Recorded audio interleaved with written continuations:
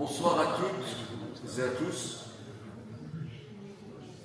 Merci d'être là ce soir pour ce moment que nous avons voulu à la fois chaleureux, accessible et profondément sérieux. Nous avons l'immense plaisir d'accueillir ce soir le professeur Dov Maimon. Certains d'entre vous le connaissent déjà. C'est un penseur engagé, un chercheur de tout premier plan au Jewish People Policy Institute, un conseiller écouté dans de nombreuses instances juives à travers le monde, et surtout une voix qui depuis des années nous aide à penser les grands défis que traverse le peuple juif, ici comme ailleurs. Mais Dov Maimon, c'est aussi un homme de lien. Né en France, vivant aujourd'hui à Jérusalem, il connaît intimement la réalité des Juifs de France. Il connaît leur histoire, leurs forces, leurs doutes, leurs attachements et parfois leurs hésitations. Dans son dernier livre, Quel avenir pour les Juifs de France, il ne se contente pas de dresser un constat, il ouvre une réflexion profonde, souvent dérangeante, mais toujours constructive. Il écrit par exemple, et je le cite, « Le sentiment d'insécurité est bien réel, mais la question n'est pas seulement de fuir, elle est de comprendre ce que l'on veut construire et où. C'est toute la tension de notre époque, partir ou rester, mais surtout dans quel but et avec quelle vision. » Ce soir, Dov Maimon ne vient pas nous donner des réponses toutes faites. Il vient partager une lecture, des pistes, des scénarios possibles, et surtout vous inviter à réfléchir ensemble avec lucidité, honnêteté et responsabilité. Alors encore une fois, merci à vous d'être présents pour ce temps de réflexion et merci à lui pour sa présence parmi nous. Je vous remercie de l'accueillir chaleureusement. Dov Maimon, je vous cède la parole sans attendre.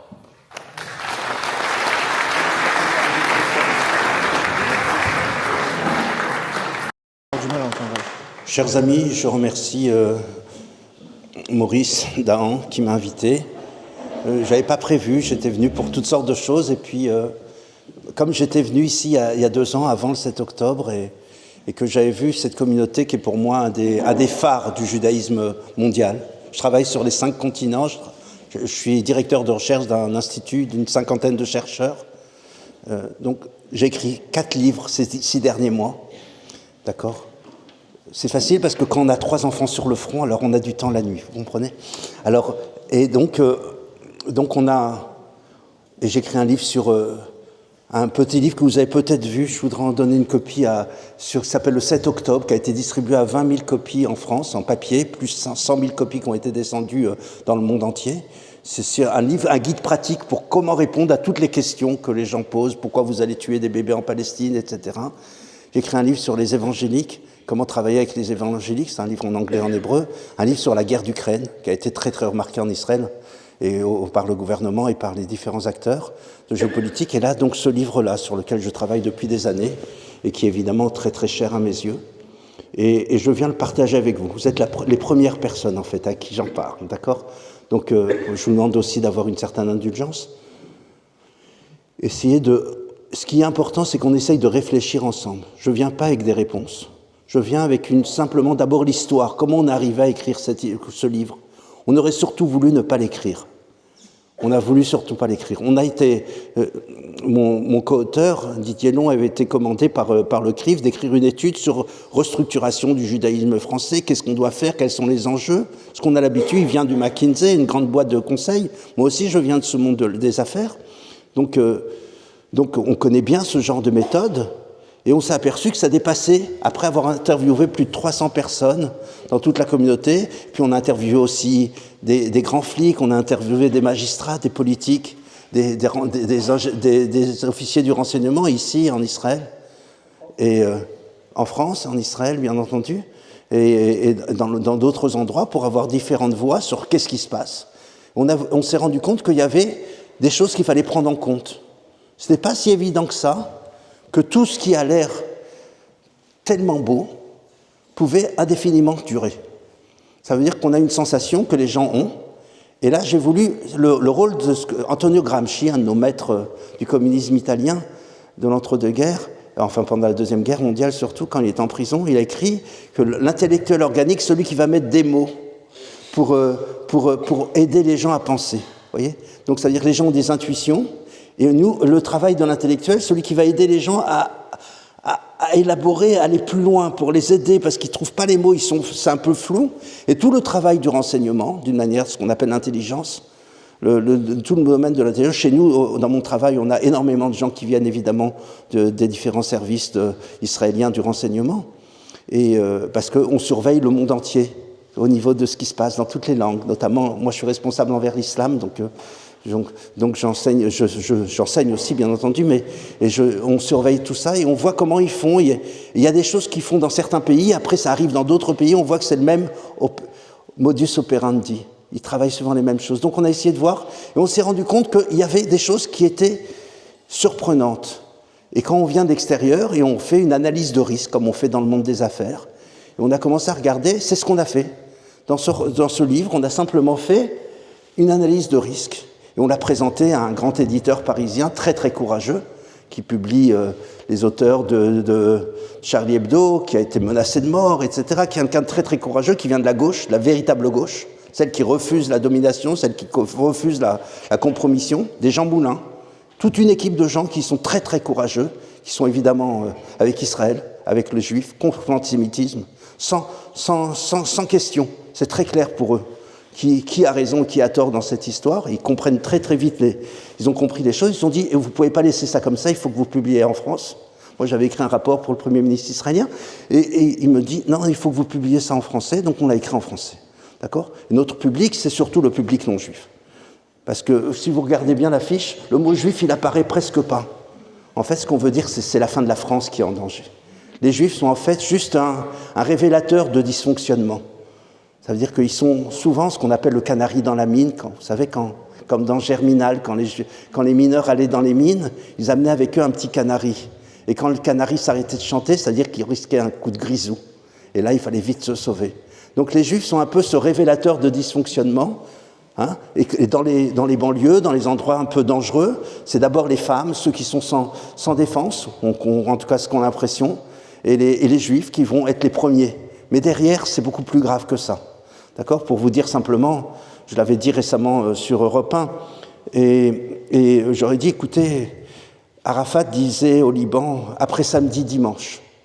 Ça veut dire qu'on a d'abord chassé les Juifs du Liban avec l'aide des chrétiens, et puis après, ils ont chassé les chrétiens. Ça veut dire que leur projet à eux, c'est de dominer le monde des islamistes. D'accord ? Donc on a un exercice qui est fait, qui n'a rien de spontané. D'accord ? Et donc on a voulu donner simplement un état des lieux, comprendre ce qui se passe, pour que les gens puissent choisir. Le problème qu'ils avaient, c'est qu'on avait un déni de réalité. Quand on est venu voir les dirigeants des communautés, on leur a dit, mais qui prépare des plans d'évacuation ? Qui prépare des choses ? Chacun a dit, ah non, mais c'est pas nous. C'est pas nous, c'est pas nous, c'est pas nous. Chez nous, tout va bien. La communauté d'à côté, c'est pire, mais chez nous, tout va bien. Et sans arrêt, on est arrivé comme ça dans toutes les communautés, ça se répétait. D'ailleurs, quand j'ai écrit, j'ai différents rôles, et j'ai écrit notamment le plan pour l'Aliyah des Juifs de France, il y a une dizaine d'années, pour Netanyahou. Il y a quand même des dizaines de milliers de Juifs qui sont venus. Et donc, pareil, j'étais venu avec des dignitaires israéliens, et chaque fois qu'on allait voir dans les communautés, les gens me disaient, ah, chez nous, tout va bien. Par contre, à côté, c'est terrible, vous voyez ? Et quand on entend ça, à la fin, on annule les uns et les autres, on se dit qu'il y a peut-être quelque chose qu'on doit prendre. Donc, qu'est-ce qu'on pouvait faire ? Alors, pourquoi la première question avant même de vous dire, c'est pourquoi il y a un déni de réalité ? Pourquoi c'est difficile pour nous ? Parce que c'est difficile de changer, d'abord. Parce que ça voudrait dire, si on voyait que la réalité n'était pas comme on voudrait, ça voudrait dire qu'il faudrait prendre des décisions qui vont être très difficiles à prendre. Pour aller où ? Ici, au moins, on sait naviguer, on connaît comment on fait. On va aller où maintenant ? Où vous voulez qu'on aille ? C'est pas facile. Hein ? Le rabbin Josier Zambert, vous vous rappelez Josier Zambert ? La source de vie, vous vous rappelez ? quand les Juifs sont arrivés, il s'occupait surtout de faire une place au soleil, et puis lui, et quand même, ils allumaient la télé le dimanche matin, et tac, ils se reconnectaient à leur judaïsme. Et puis il a eu un rôle énorme. On lui a demandé, les Juifs sont en danger. Il a dit, écoutez, il n'y a que 2 endroits au monde où les Juifs sont en danger. Janine ? En Israël et en diaspora. Ouais. Donc, c'était pour détendre un peu l'atmosphère. Bon, écoutez, j'ai parlé vendredi sur BFM, après ce qui est arrivé au rabbin Elie Lemel, notre ami, et il y a 3 choses que je peux dire sur ce qui s'est passé vendredi. J'imagine que vous êtes au courant, alors, plus ou moins. Alors, ce que je voulais dire, c'est qu'il y avait 3 choses. La première des choses, c'est que celui qui a commis cette violence n'est pas un acte spontané, n'est pas un loup solitaire. Il est arrivé par la porte Maillot, il a cherché sa proie pendant une demi-heure et il savait ce qu'il voulait faire. Mais quand on attaque un rabbin, que ce soit à Deauville, ou que ce soit à Neuilly, on est en train de dire quelque chose. On est en train de dire, sachez qu'il n'y a aucun endroit où vous pourrez vous réfugier. Vous croyez que vous pouviez partir de l'est de Paris, du Seine-Saint-Denis, où les Juifs sont quittés, et vous allez vous réfugier là-bas? Ça ne marchera pas. On vous recherchera partout où vous serez. C'est un message très clair qui est très dit. Et d'ailleurs, quand on a interviewé différentes personnes, par exemple le maire de Sarcelles, qui s'appelait François Pouponi, c'est un Corse, et lui nous a dit, écoutez, aucun maire de la petite ceinture parisienne de la gauche ne peut être élu s'il ne tracte pas avec les islamistes. Il nous a raconté comment ça s'est passé, il nous a raconté, d'ailleurs il nous l'a bien validé pour qu'on puisse tout ce qui est écrit dans le livre a été validé par des dizaines de personnes qui ont travaillé sur ce livre, qui ont vérifié chaque moindre chiffre qui est dans ce livre, et il nous dit clairement, écoutez, voilà comment on fait, ils sont venus me voir, ils m'ont dit, soit tu le fais avec nous, soit on te fait sauter. Il a dit, moi je suis corse, faites-moi sauter, ils l'ont fait sauter, mais c'est pas grave. Mais ce que je voulais dire, c'est qu'il se passe des choses qu'on ne comprend pas forcément comment ils avancent. Et nous, ceux qui connaissent l'islamisme, savent comment ça avance, comment ils sont rentrés en Algérie, comment ils ont ravagé l'Algérie, 150 000 morts, comment ils ont ravagé la Libye. C'est pas pour rien que les frères musulmans sont interdits en Égypte, en Jordanie, en Arabie Saoudite, en Russie, voire même en Autriche. Ça veut dire qu'il y a des gens qui comprennent qu'il y a 2 façons de l'islamisme d'attaquer l'Europe, puisque leur but, c'est évidemment d'installer un monde musulman en Europe, et d'attaquer les Juifs, c'est juste la première étape, parce que c'est plus facile. On va expliquer un tout petit peu pourquoi. Alors, pourquoi ils ont attaqué ? Comment ils attaquent ? Ils avancent avec ce qu'on appelle, dans le monde de la géopolitique, du soft power et du hard power. Le hard power, c'est la menace à l'émeute. Pas besoin de faire des émeutes, il suffit de menacer qu'on va faire des émeutes. Ça suffit déjà pour faire trembler le gouvernement. La deuxième chose, c'est la menace terroriste. On a du terrorisme endogène, c'est-à-dire qu'on a plus de 550 anciennes Daesh qui ont purgé leur peine en France et qui sont en liberté. Or, on a 5000 personnes à la DGSI pour surveiller ces gens-là. Il faut 14 personnes pour protéger une personne. Donc ces gens-là ne sont pas protégés.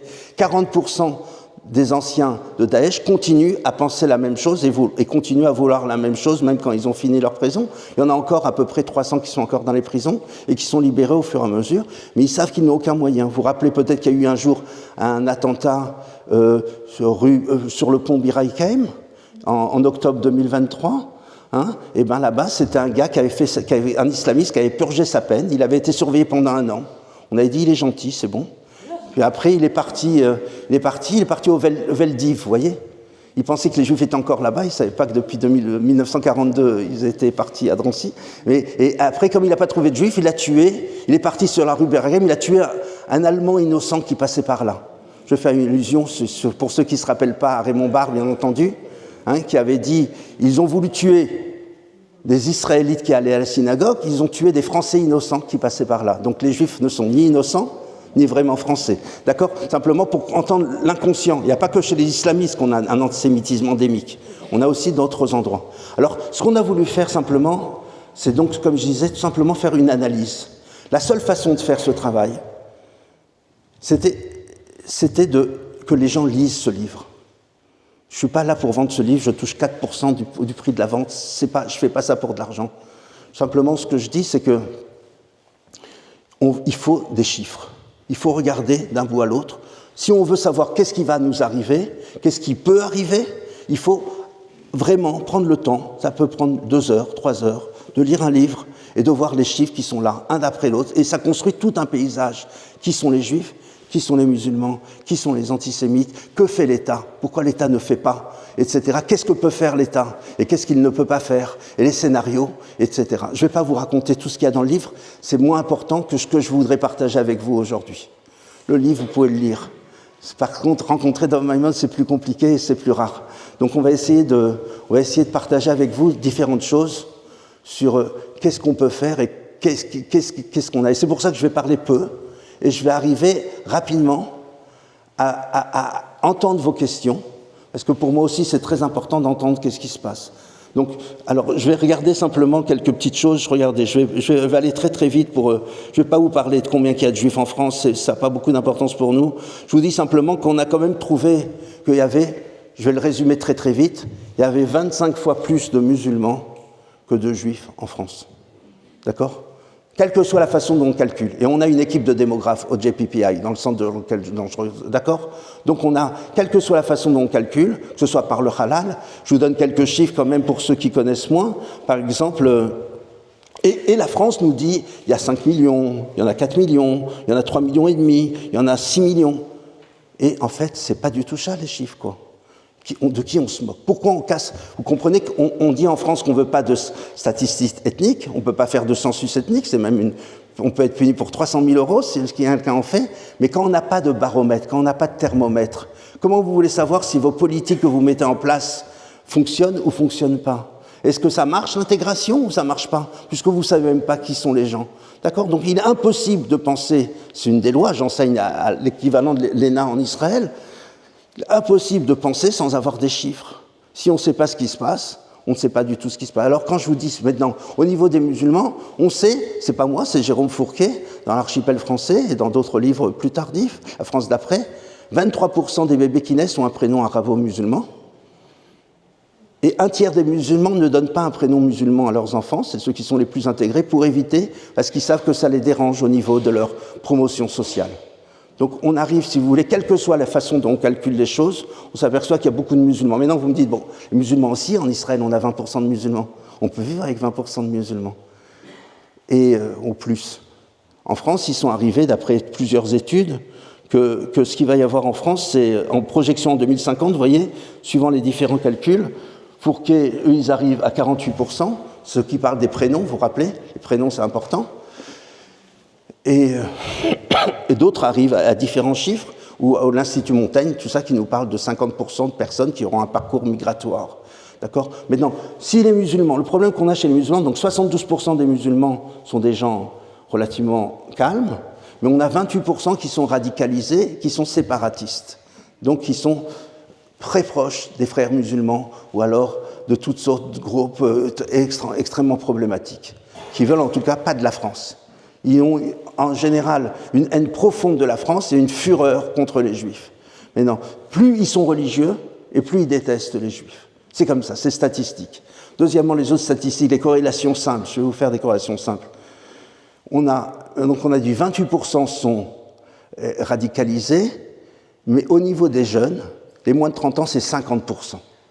Donc on pourrait croire que les jeunes sont passés par l'école, ils vont être mieux. Eh bien, on s'aperçoit, et on a 25 études qui disent ça, qu'on cite, et qu'on appelle, chaque livre que je vous ai dit a été validé par tous dans le livre, donc vous verrez les chiffres, il faudrait que j'arrête ça, je ne sais pas comment on va faire, mais bon, c'est pas grave. Bon, et donc, plus ils sont diplômés, et plus ils sont en colère contre la République. Sauf qu'ils ont aussi 25 études qui disent ça. Vous comprenez? Donc, et c'est dans tous les pays du monde. Et non seulement, mais ils sont capables d'articuler leur haine de l'Occident. C'est-à-dire qu'ils ont l'Occident lui-même ne se respecte plus vraiment. Et vous comprenez? Et donc, et eux détestent cet Occident. Ça veut dire que c'est ce qu'on appelle le Sud global. Ils disent pendant 200 ans, vous nous avez dominés. On est 80% de l'humanité. Et on a envie de reprendre notre revanche et de reprendre notre place. Donc évidemment, par exemple, quand les musulmans en France disent on est très nombreux ici, c'est normal qu'on va le faire. Alors, Eid al-Fitr, Eid al-Adha, ça devienne des fêtes nationales, c'est presque normal. Quand on est 20% de la population, 23% de la population ou 30% de la population, qu'on demande à ce que la plus de place pour l'islam. Le problème, c'est est-ce que cette place pour l'islam, ça va donner de la place pour les juifs ou ça va être difficile, d'accord? Est-ce que ce modèle vers lequel on va, ça va être la créolisation? Donc ça voudrait dire que on aurait chacun prendrait des autres et ça serait une société moins monochrome, etc. Ou alors ça va être la libanisation, les uns contre les autres qui ne se voient pas. Pour l'instant, on a plutôt l'impression, partout où arrivent les islamistes, c'est la libanisation. La libanisation, pour ceux qui ne comprennent pas, c'est ce qui s'est passé au Liban après les années 1975. Donc ça veut dire la guerre civile. Donc ou alors il y aurait plusieurs France qui vont se passer. Ça veut dire qu'en fait, ça a coupé, c'est ça? J'ai appuyé sur un mauvais bouton? Oui. Allô? Allô? Vous voyez, c'est merveilleux. Allô? Je vais prendre le deuxième. Et allô? Oui. Alors, donc qu'est-ce qu'on peut dire sur le... Ça, regardez, c'est les pourcentages d'enfants. Vous voyez, en 1954, il n'y avait pas de prénom musulman en France. Vous comprenez? Et ça grandit. Et vous voyez, la courbe, elle est assez claire. Elle n'est pas l'air du tout. Vous voyez? À un certain moment, la marche des beurs, boum, ça a démarré complètement. Plus on va donner de la place, et plus finalement, les gens vont revendiquer plus d'identité. D'ailleurs, ce phénomène qu'on voit chez les musulmans, sachez-le qu'il est aussi chez les juifs, à une moindre mesure. C'est-à-dire que les juifs aujourd'hui en France sont plus religieux qu'ils étaient il y a 20 ans et plus proches de la communauté que leurs parents ou eux-mêmes il y a 20 ans. Ça veut dire que chacun s'enferme dans une sorte d'île. C'est ce qu'on appelle l'archipel français. Vous comprenez? C'est-à-dire que chacun est dans sa bulle. Il y a aussi les réseaux sociaux, bien sûr, qui remplissent ce qu'on appelle des chambres d'écho, qui font que chacun ne parle plus qu'avec des gens. Beaucoup de gens, par exemple, quand on leur dit que... ils disent, parmi mes 10 meilleurs amis, en fait, je n'ai que des juifs, chez les juifs. Et les musulmans sont aussi dans l'entre-soi. Et les Français de souche sont aussi dans l'entre-soi. C'est-à-dire que chacun ne se parle plus. Quand on est un à côté de l'autre sans se connaître, en général, ça ne se finit pas forcément très bien. Vous voyez, donc on a des vrais... On peut se demander, et c'est ce qu'on demande dans le livre, que font les pouvoirs publics? Où ils sont? Comment ils font qu'ils laissent les choses se faire? Par clientélisme, par un manque de courage politique, par une façon d'intervenir parce qu'ils pensent simplement très vite. Et pour vous donner un exemple, et comme ça va aller, je vais aller très très vite vers l'essentiel.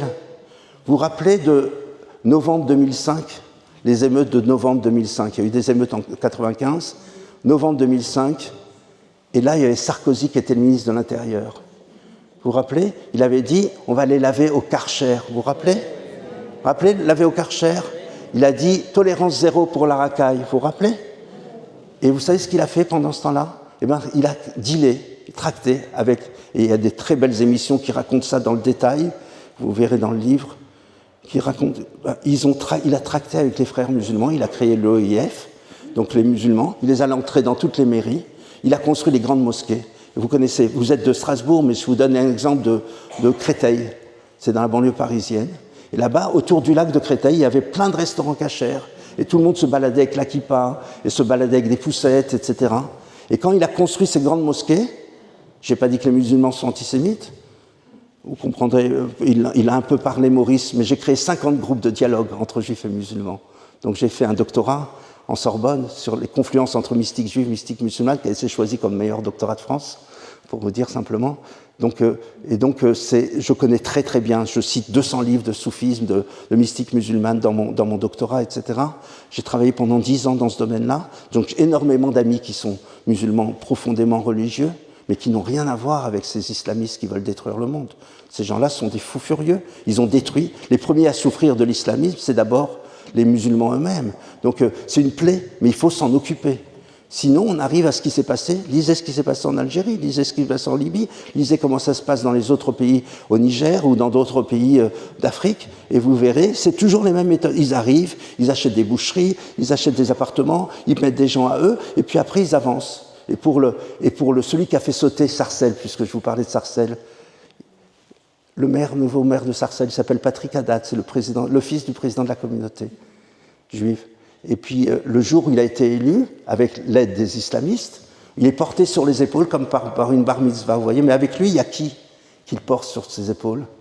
Il y a un gars qui était le responsable des émeutes en 2014, contre la synagogue. Et puis aujourd'hui, il travaille à la mairie.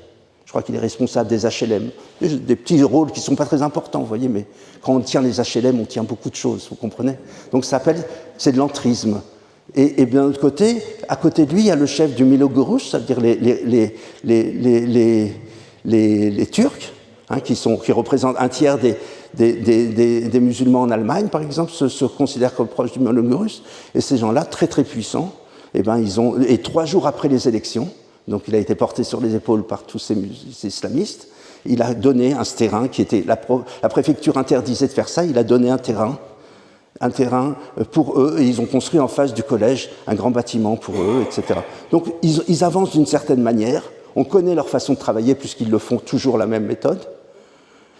Et donc il faut simplement comprendre l'état des lieux. Donc on a parlé d'une menace à différents niveaux. Regardez, on va regarder simplement une petite carte simple. J'ai pas envie de vous embêter avec des chiffres. On fait une cartographie quartier par quartier, etc. On parle de différentes choses. Je voudrais simplement vous montrer une carte très très simple. J'espère qu'on pourra voir. Regardez. Voilà. Comment ils avancent. Alors regardez cette carte simplement. Je ne sais pas si vous arrivez à lire, mais ce n'est pas très grave. Écoutez simplement. Donc on a dit qu'il y a 2,5 millions de personnes en France qui sont 28%. Donc qui sont pour...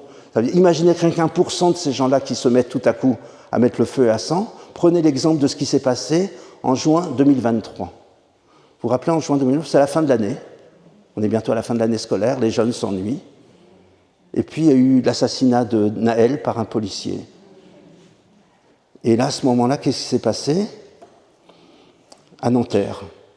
Et puis là, il y a eu 550 alertes de feu. 550 communes en France qui ont pris. Donc ça représente 50 000 jeunes qui sont sortis. Ils n'étaient pas si jeunes que ça d'ailleurs. Et la police s'est renfermée dans leur caserne. Ils se sont fait caillasser. Ils ont eu peur. Ils ne savaient pas comment faire. Bon, maintenant, parmi la police, on a 30% de musulmans. Parmi l'armée, on a 25% de musulmans. Ça veut dire que ce n'est pas évident que la police ait le moyen d'arrêter les émeutes. D'accord? Et là, si les émeutes sont arrêtées en juin 2023, d'après presque toutes les études que j'ai pu lire sur le sujet, c'est les patrons de la drogue qui ont dit que ce n'était pas bien pour le business, parce que si tout à coup la police rentrait dans les quartiers.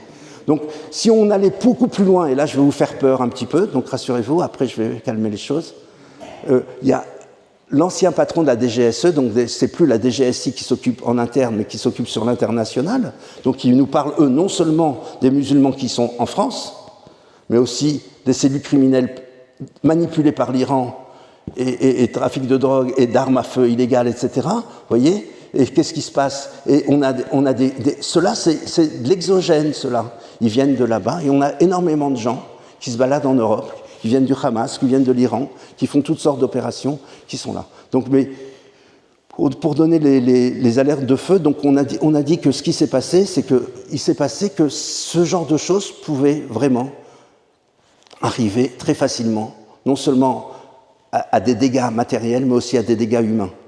D'accord? Bon, maintenant, on est en train d'arriver dans une situation qui peut arriver encore beaucoup plus grave que ça. C'est-à-dire qu'en fait, on a passé une étape, si vous avez compris, l'antisémitisme est arrivé... Bon, après la Shoah, on a une période de 7 décennies, d'une période de grâce. À cause de la Shoah, les gens n'osaient plus trop. Maurras disait, Hitler a sali l'antisémitisme, on ne peut plus dire aujourd'hui antisémite, Charles Maurras. Ça veut dire que pendant 7 décennies, on a eu un système où on a eu plutôt... L'antisémitisme a été bâillonné, il est resté dans les vestiaires des matchs de foot ou de rugby, etc. Et puis aujourd'hui, évidemment, au bout de cette décennie, c'est ressorti à partir des années 2000, suite à toutes sortes de choses, mais surtout un changement démographique dont on vient de parler, d'accord? Donc un changement démographique, et qu'est-ce qui s'est passé avec le changement démographique? L'essentiel, je vais dire une phrase, comme ça vous retiendrez, si vous étiez mes étudiants, je vous dirai ça à l'examen, donc prenez des notes.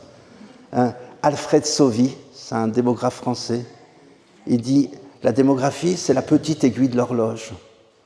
On ne la voit pas bouger, mais c'est elle qui indique l'heure. » Vous vous rappellerez, madame? Vous vous rappelez? Non, oui? Bon, vous lui rappellerez sinon. D'accord? Donc voilà. Donc c'est simplement, je n'ai pas besoin de vous dire beaucoup plus que ça. Alors maintenant, on parle en général, il y a démographie, sécurité et politique. Ce qui est important, c'est ce que le gouvernement et les pouvoirs politiques vont protéger les Juifs. Donc la question qui se pose, je répète, démographie, 25 fois plus de musulmans.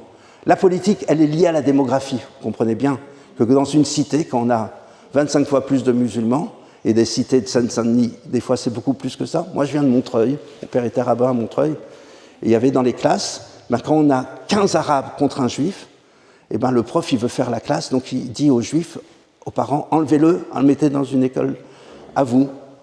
Mais en fait, c'est la République qui s'est abattue. Et les arabes et les musulmans qui harcelaient cet enfant, finalement, le prof a finalement cédé. Il a cédé de ne pas parler de la Shoah, il a cédé de ne pas parler de la France, de ne pas parler de la colonisation. Il a cédé. Et puis un jour, ils vont lui dire aussi, mais on ne veut pas aussi de petit Nicolas. Vous voyez ? Il y a pour chaque 20 Nicolas en Seine-Saint-Denis, il y en a 300 Mohamed. Vous comprenez ? Donc on a un changement démographique qui arrive comme ça. Alors maintenant, comprenez ce que je veux dire, c'est que l'exemple de la classe, c'est l'exemple de la France. C'est ce qu'on peut voir par exemple en Belgique. La Belgique, ils ont à peu près 5 ans d'avance sur nous. Donc là-bas, les gens disent n'investissez même plus dans l'immobilier parce qu'ils vont nous spolier même l'immobilier. Ils savent qu'ils vont devoir partir. Donc les Juifs de France, d'une manière générale, savent que leurs petits-enfants ne vivront pas en France. C'est-à-dire que c'est assez simple. À cause des faits dont j'ai parlé, que plus la deuxième génération, troisième génération, quatrième génération sont encore plus, à moins que l'État, évidemment, reprenne sa présence, donne du courage derrière un policier, même s'il assassine un petit Naël, et qu'il ne le jette pas au chien pour avoir le calme. On a cette semaine le procès de la fillette, des gens qui ont violé une fillette à Courbevoie, une fillette juive, parce que juive. On va voir. Qu'est-ce qui s'était passé pour Sarah Halimi ? Est-ce qu'on peut faire confiance à l'État français ? On a des grands flics qui nous ont dit « la police ne peut rien pour vous ». La DGSI nous dit « on ne peut rien pour vous. On ne peut pas vous protéger.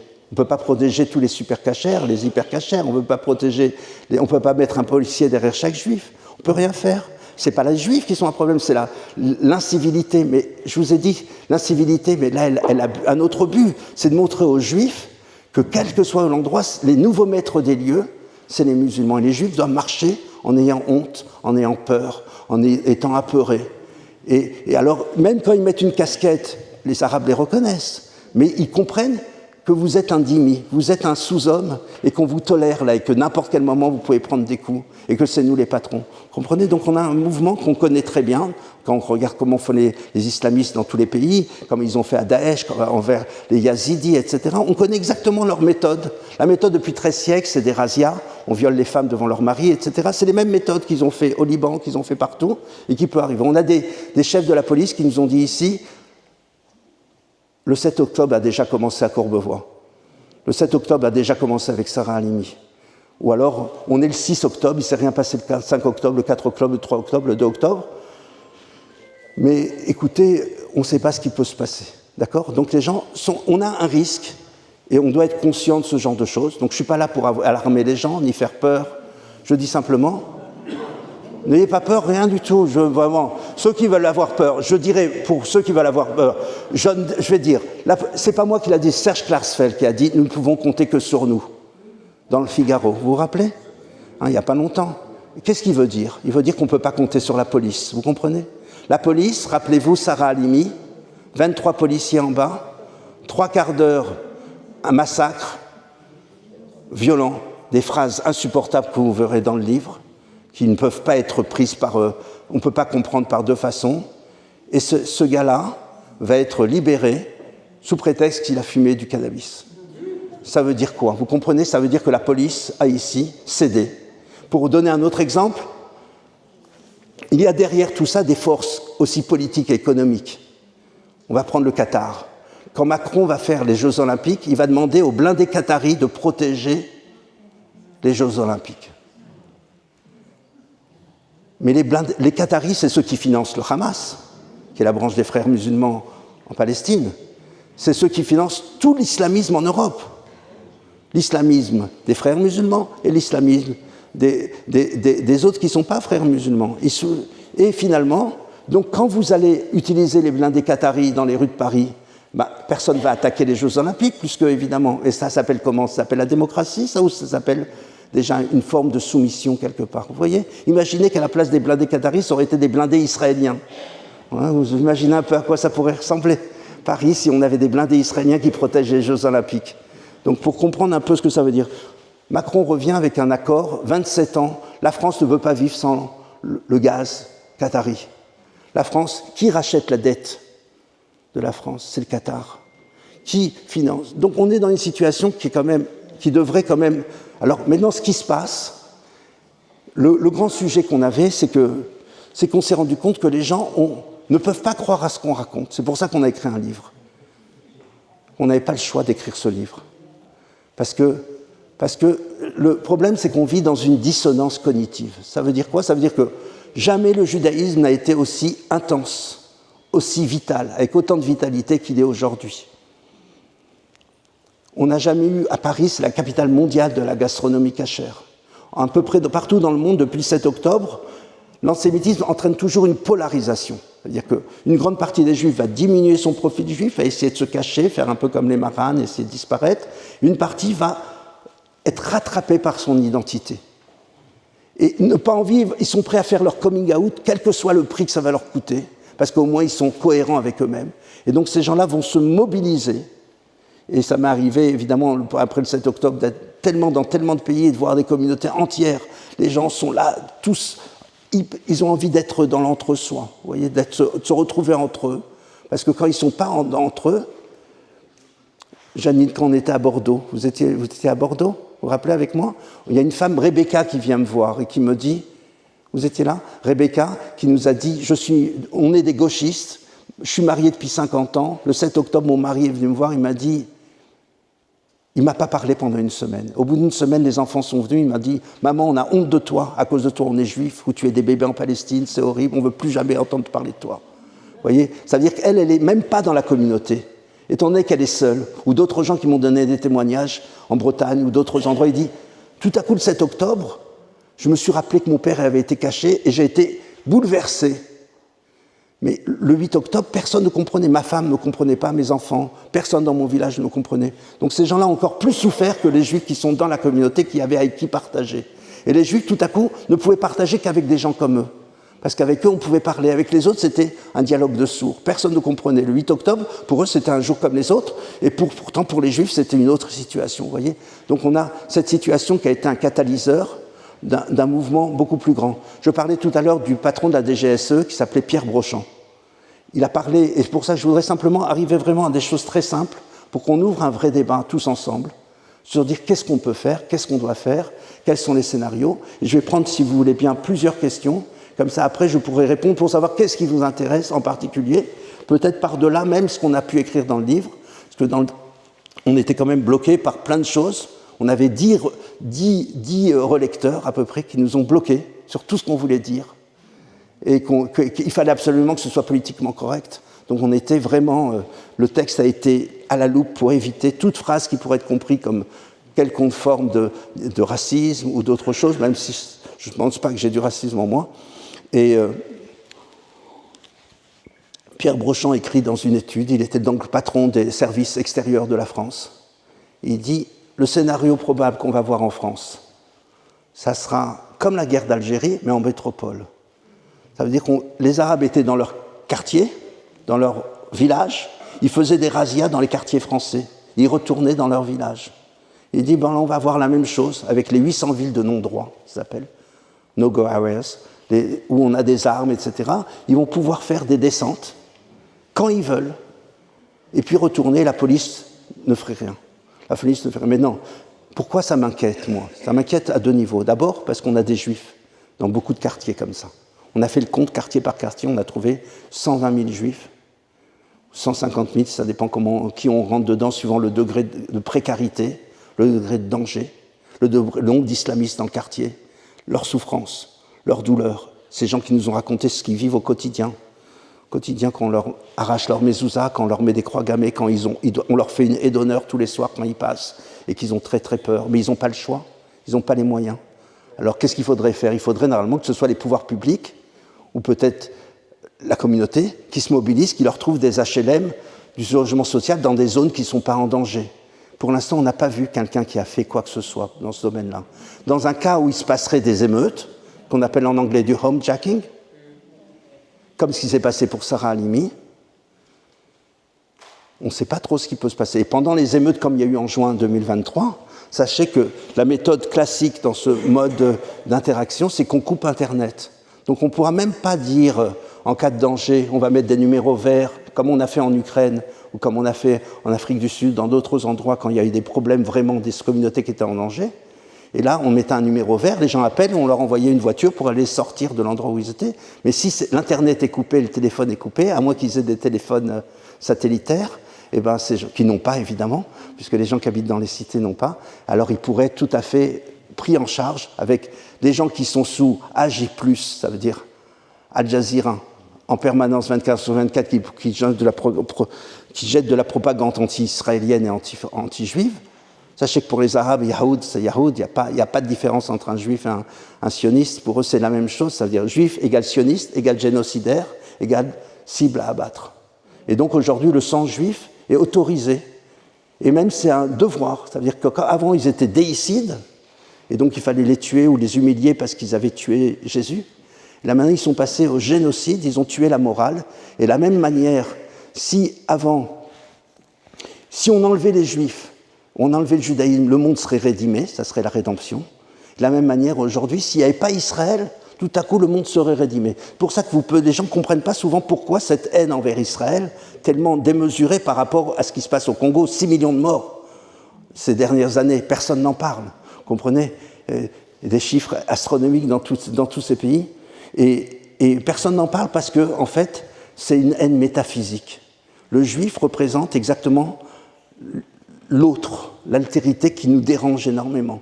Donc on a un vrai problème qui dépasse largement l'islamisme. Et donc on se retrouve, mais particulièrement aujourd'hui en France, c'est d'abord la menace de la sécurité. La menace de la sécurité, comme j'ai dit, ça veut dire qu'il y a des gens qui peuvent à tout moment, et même si on voit, vous savez, à Paris, on a l'impression qu'en est Porte de Champéret, il y a 8 restaurants cachers, tout est bien. Mais à 50 mètres, il y a des cités qui peuvent exploser à n'importe quel moment. Quand vous êtes à Neuilly, il n'y a qu'un pont qui vous sépare de Courbevoie. Quand vous êtes à Levallois, où les Juifs ont l'air d'être tellement à l'aise, ils ont ouvert une mosquée, 8 rue Jules Guesde. Et alors, le patron de l'Axil, Moshe Lelouch, il dit on a des très bonnes relations avec les gens de la mosquée. Ils nous ont donné 5 000 €, et nous, on leur a donné 5 000 € pour construire, on est comme des frères, tout ça. Sauf que Levallois, c'est mitoyen de Clichy. Et que quand on va là-bas les jours du Ramadan, cette semaine par exemple, et vous allez, ou la fête pour l'Aïd al-Adha, et qu'on arrive maintenant et qu'on a vu qu'est-ce qui se passe avec tous ces gens qui sortent en robe, on comprend que c'est pas du tout la même chose. C'est-à-dire, et en général, très vite, en 1, 2 ans, 3 ans, ces mosquées sont prises par des activistes extrêmement bien organisés et qui vont rendre tout à coup, ça va être la même chose qu'à Créteil. Alors ça paraît pas, on a l'air d'être dans le paradis.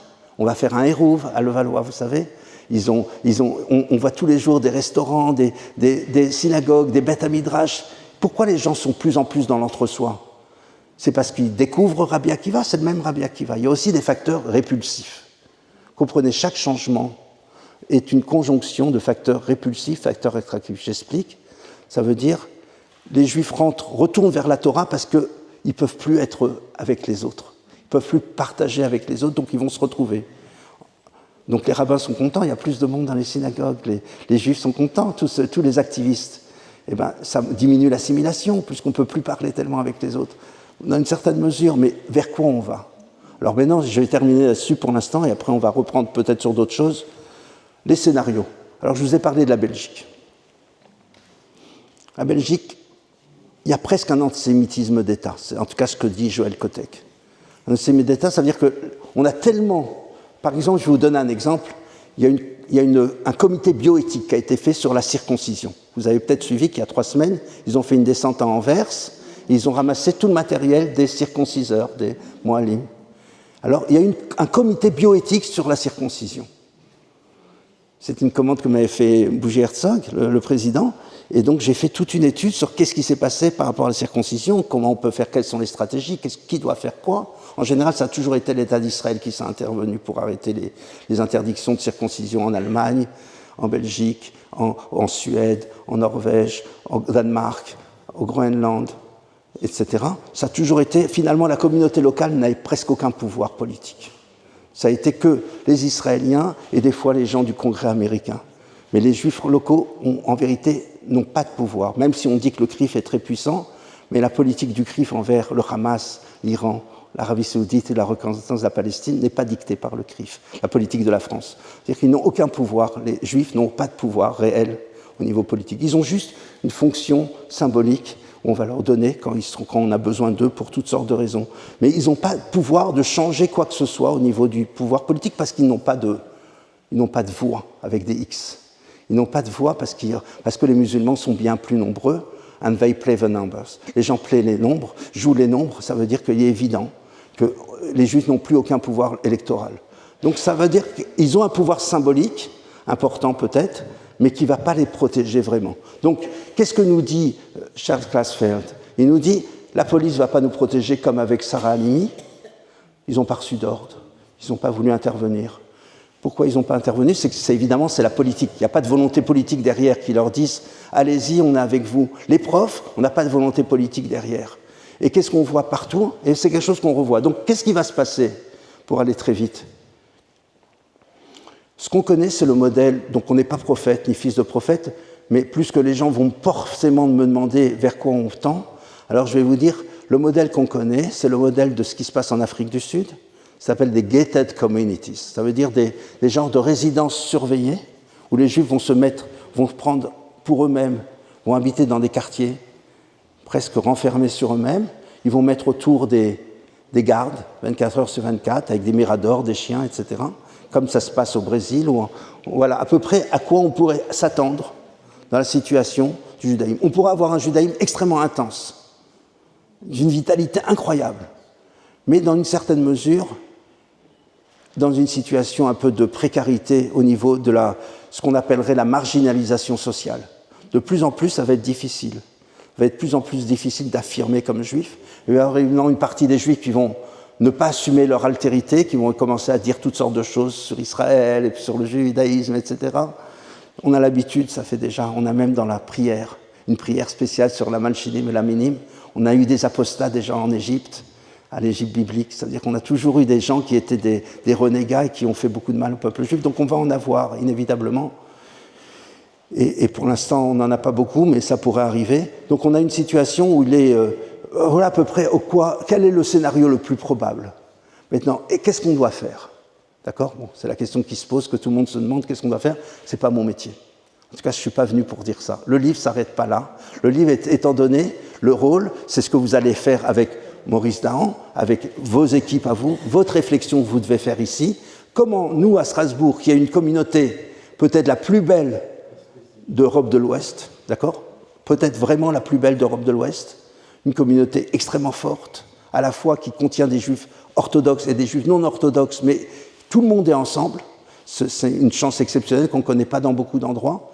Et cette communauté-là qui est très forte, et il est clair que la seule chose qui doit être faite, c'est d'être tous ensemble et de pouvoir communiquer, réfléchir ensemble, mettre en place des petites équipes qui vont réfléchir. Qu'est-ce qu'on fait? Qu'est-ce qu'on fait en cas où il y a vraiment des pogroms, où il y aurait des attaques? En cas où vous comprenez, quand la maire d'une ville, ça vous paraît assez évident, qu'on connaît le protocole. On a déjà vu ça avec le pape, vous vous rappelez? Le 25 décembre, il a soulevé la crèche, et tout à coup, on a trouvé un petit Jésus avec une kéfille. Vous comprenez bien qu'il savait très bien que ça allait se passer comme ça. Il a dit non, c'est une erreur, et puis on a réparé ça. Et là, c'est la même chose. Cette façon d'ouvrir la fenêtre d'Overton, ça veut dire qu'on va faire des choses impensables, et puis on va dire après, ah, on n'avait pas su, ils nous ont abusés. Mais c'est la façon de travailler des frères musulmans. C'est d'avancer, cacher, d'entraîner les gens dans des choses où ils ne veulent pas. Donc on a une situation qui est assez simple. On la connaît parce qu'on l'a vu dans 50 pays dans le monde. Comment ça s'est passé. Maintenant, quand on a des changements démographiques, avec une minorité grandissante, il y a 3 scénarios. Il y en a un qui s'appelle que la population dominante se soumet. s'appelle La Soumission. Michel Houellebecq, d'accord? Donc on a compris. La solution la plus normale, c'est que les gens se révoltent et n'acceptent pas. Et là, on va prendre la minorité grandissante, celle-là va être... Et ça existe depuis le début de l'humanité, ce genre de choses, des changements démographiques de ce genre. Youssef El-Qaradawi, le chef des frères musulmans, de la génération qui est décédée il n'y a pas longtemps, et ses livres sont encore en vente libre ici, le licite et l'illicite, c'est des livres qui permettent de frapper sa femme, de faire toutes sortes de choses qui ne sont pas tellement en accord avec les valeurs de la démocratie et de la République, et pourtant ils sont partout, et c'est le livre qui sont considérés comme l'autorité même des musulmans presque partout. Il disait, on a essayé par 2 fois de conquérir l'Europe, du temps des croisades, et ensuite la deuxième fois avec l'Empire ottoman qui a été bloqué à Vienne, avec le croissant, le fameux croissant à Vienne, viennois. Et maintenant, on va y arriver avec le ventre des femmes musulmanes. Donc on a une stratégie qui est pensée. Je vous ai dit que quand quelqu'un va attaquer le rabbin, il le mêle en plein Clichy, en plein Neuilly, ou à Deauville ou ailleurs. C'est des actes très bien. François Pupponi nous avait dit clairement, les prochains pogroms ne seront pas à Sarcelles. Sarcelles, c'est déjà dans leurs mains. Ça sera à Levallois, à Neuilly, et dans le 17e arrondissement. Ils savaient exactement, ça veut dire que toute personne qui connaît la façon de travailler des frères musulmans sait comment ils attaquent, comment ils veulent montrer aux gens que c'est les nouveaux maîtres des lieux, et les gens se soumettent. Alors, on a dit, premier scénario, la soumission. Dans un cas comme ça, vous avez bien compris, il n'y a pas de place pour les Juifs, ça sera comme en Algérie. Deuxième scénario, c'est la révolte contre l'islam, qu'on pourrait appeler la reconquista. Un peu comme Reconquête, mais à la mode 1492. C'est-à-dire on a chassé les Juifs, les musulmans. C'est-à-dire si on interdit les mosquées, si on interdit les habits, si on interdit le voile, on va interdire aussi la synagogue. Tout ça, les Juifs seront un dégât collatéral de cette histoire, probablement. Comprenez? Parce que si on veut aller vers la pureté du sang, si on veut aller retrouver nos racines chrétiennes de la France, alors dans ce cas-là, ça sera bon. Et le troisième scénario, c'est la guerre civile. S'il y en a un qui est beaucoup plus fort que l'autre, il y en a un qui va gagner. Si l'autre est plus fort que l'un, c'est lui qui va gagner. Et si ça ne marche pas, alors il va y avoir la guerre civile. En fait, le plus probable pour la France, c'est qu'il y aura des zones qui seront A, des zones qui seront B et des zones qui seront C. J'explique. Des zones qui sont déjà aux mains des islamistes, où là-bas, les femmes n'ont plus le droit de sortir, n'ont plus le droit d'aller dans les cafés, n'ont plus le droit de sortir quand même quand il y a une victoire du Paris Saint-Germain. Vous voyez, elles n'ont plus le droit, sinon elles se font agresser, etc. Et tout le monde se tait. Et se tait, et puis encore une fois, le syndrome de la femme battue, une fois on accepte, et puis on accepte encore pire, et puis... Ou alors on a des Jean Moulin qui vont se lever, c'est les gens qui publient notre livre, qui ne s'adressent pas aux Juifs. Notre livre s'adresse, il est de première vente sur Amazon. C'est-à-dire que, et même notre éditeur nous dit, apparemment les Juifs achètent sur Amazon parce qu'ils ont peur d'aller acheter chez leur libraire. Bon, et ça c'est notre éditeur, on ne corrige pas toujours nos éditeurs. Mais voilà, donc il se passe un phénomène très particulier où on risque les 3 scénarios, et je peux vous le dire comme je le dis quand j'arrive au Conseil des ministres et que Netanyahou me demande, après avoir parlé des différentes communautés dans le monde, l'état des Juifs pour les Juifs en Europe, je lui dis je ne vois aucun scénario positif pour l'avenir des Juifs d'Europe, et aucun ministre, ni le Premier ministre ne souffle le mot, quoi. Tout le monde est d'accord, on ne voit pas de scénario, c'est la démographie, et on ne voit pas ce qui peut se passer, en plus de l'antisémitisme endémique qu'on a en Europe. Maintenant, qu'est-ce que ça veut dire pour nous, ici? Pour nous, ici, on ne va pas partir, on est là. Maintenant, on peut ne pas partir par dire « nous ne partirons pas, c'est à eux de partir ». Il y en a d'autres qui l'ont fait comme ça en 1933, et dans d'autres contextes. Et Kafka écrivait à ce propos « ce courage des cloportes qui ne veulent pas quitter la salle de bain quand on veut les chasser ». Bon, c'est Franz Kafka, c'est pas de moi. Donc je peux vous le dire en allemand si vous voulez. Et donc donc on va rester, on va se mettre tous ensemble, on va créer une communauté extrêmement forte, prête à tous les scénarios. Elle doit penser les scénarios, elle doit se dire qu'est-ce qu'on fait s'il y a ça, qu'est-ce qui se passe s'il y a ça. On pourra vous aider, mais d'une manière générale, on peut compter sur personne. La police française ne bougera pas, les institutions juives n'ont pas forcément les moyens pour faire quoi que ce soit. L'État d'Israël n'interviendra pas tant qu'on n'aura pas au moins 50 morts sur le tarmac. Donc il nous reste qu'on peut compter que sur nous. J'espère que je vous ai réjoui, que je ne vous ai pas fait peur. Alors, qu'est-ce qu'il faut faire au niveau individuel? Avant de terminer, je vais vous le dire d'une manière un peu facile. Ce n'est pas une mauvaise idée de préparer une petite valise de maternité, vous voyez, avec un passeport, de l'argent liquide, des adresses de 2-3 goy chez qui vous pouvez aller pour vous protéger. Écrivez les itinéraires à la main, parce qu'en cas où Waze ne marche pas, il n'y a plus d'internet, vous pourrez y aller. Et le soir, avant de dormir, remplissez l'essence. Mais sinon, ne vous inquiétez pas, tout va bien. Nous n'avons pas de quoi nous inquiéter. Pour vous donner, quand on a fait, il n'y a pas très longtemps, des exercices de simulation avec les services israéliens et le ministre de l'ALIA, alors on n'a pas parlé de la France, on a parlé de l'Afrique du Sud, parce qu'en août dernier, on a eu un système où il y a un système dans les alertes qui s'appelle, comme les feux tricolores, on a vert, orange, rouge, et c'était passé à orange à cause de l'ANC, du parti qui est l'équivalent de LFI, comme ça, qui n'est pas très sympa vers les Juifs. On a cru qu'il y avait. Donc, à ce moment-là, donc, il y avait déjà des Hercules israéliens qui étaient prêts à atterrir sur les champs de golf pour aller sortir les Juifs, parce que les aéroports, par exemple Charles de Gaulle ou d'autres, sont aux mains des islamistes directement. Ça s'appelle Recevac dans le langage technique du Quai d'Orsay. D'accord ? Donc, quand on fait des plans d'évacuation, c'est très dangereux. Il faut savoir se préparer à faire ce genre de choses. Où on va aller, où les gens vont pouvoir aller, combien il y a de gens qui sont prêts à ouvrir leur maison pour cacher des Juifs, etc. Donc, il faut se préparer à tous les scénarios. Je n'ai pas dit qu'il faut avoir peur. Je dis, la peur est mauvaise conseillère. Je dis simplement, il faut savoir que les scénarios... Donc, qu'est-ce qui s'est passé finalement en Afrique du Sud ? C'est tombé, l'alerte est tombée, on n'a rien fait.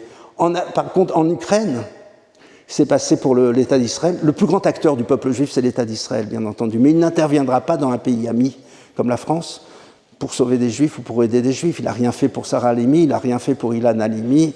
Il n'intervient pas. Il y a des intérêts qui sont d'un autre ordre entre la raison d'État entre différents pays. Et donc qu'est-ce que je voulais dire ? L'Ukraine, voilà. Merci, merci. Heureusement, qu'est-ce que ferait le monde sans Joël ? Je ne sais pas comment vous faites, vous, quand il n'est pas là, mais bon. Alors, regardez, en Ukraine, le problème qu'on avait, c'est qu'il fallait décider en 2 minutes ce qu'on appelle go, no go. Parce qu'en 1942, il n'y avait pas la queue pour avoir une étoile jaune. Tout à coup, en 2022, au moment de la guerre d'Ukraine, il y avait énormément de gens qui se poussaient au portillon pour avoir un passeport bleu israélien. Vous comprenez ? Et donc on s'est trouvé dans une situation où énormément de gens sont débarqués, alors qu'on avait, d'après les chiffres, 9000 Juifs en Ukraine, on a sorti plus de 80 000 personnes. Vous voyez, donc c'est incroyable. Hein ? Les gens veulent être Juifs tout à coup. Bon, c'est incroyable. Donc, et qu'est-ce qui se passait ? Il fallait décider en 2 minutes qui est Juif, qui n'est pas Juif. Vous comprenez ?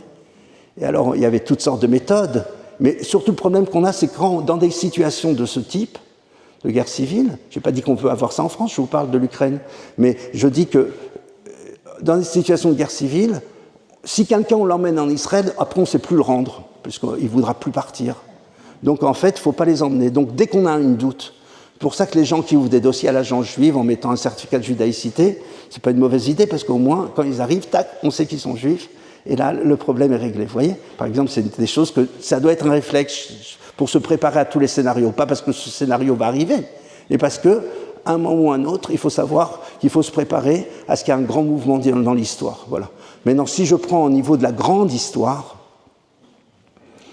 au moment où Herzl a écrit l'État juif, 80% des Juifs vivaient en Europe, et 90% des Juifs vivaient en Europe, et 80% vivaient en Europe orientale.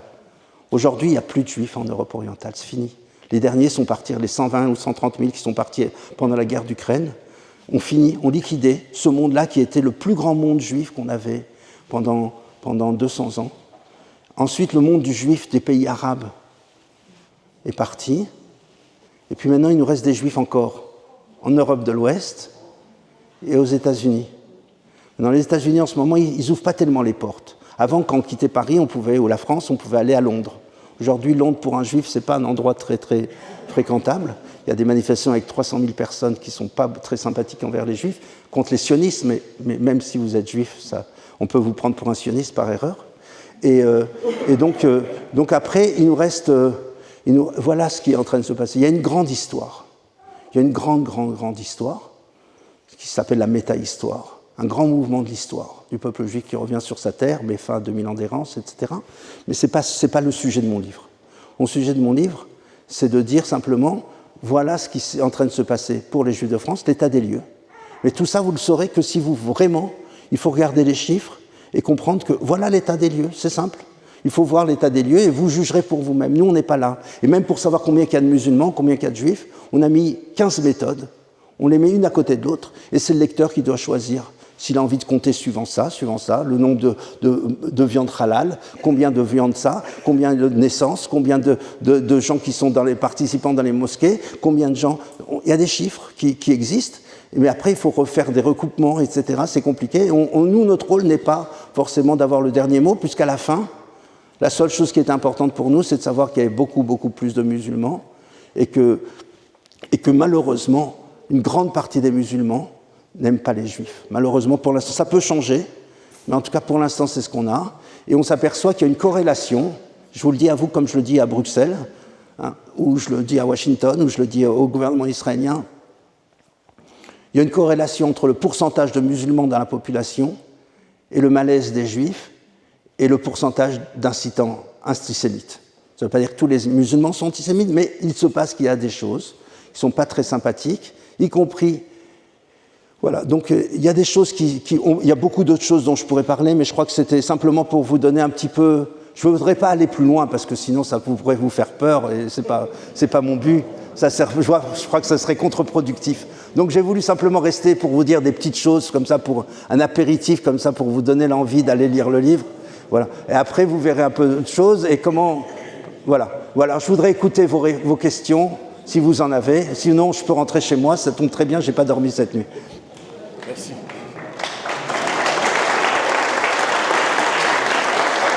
Tu l'as mis, ça? C'est allumé, quoi?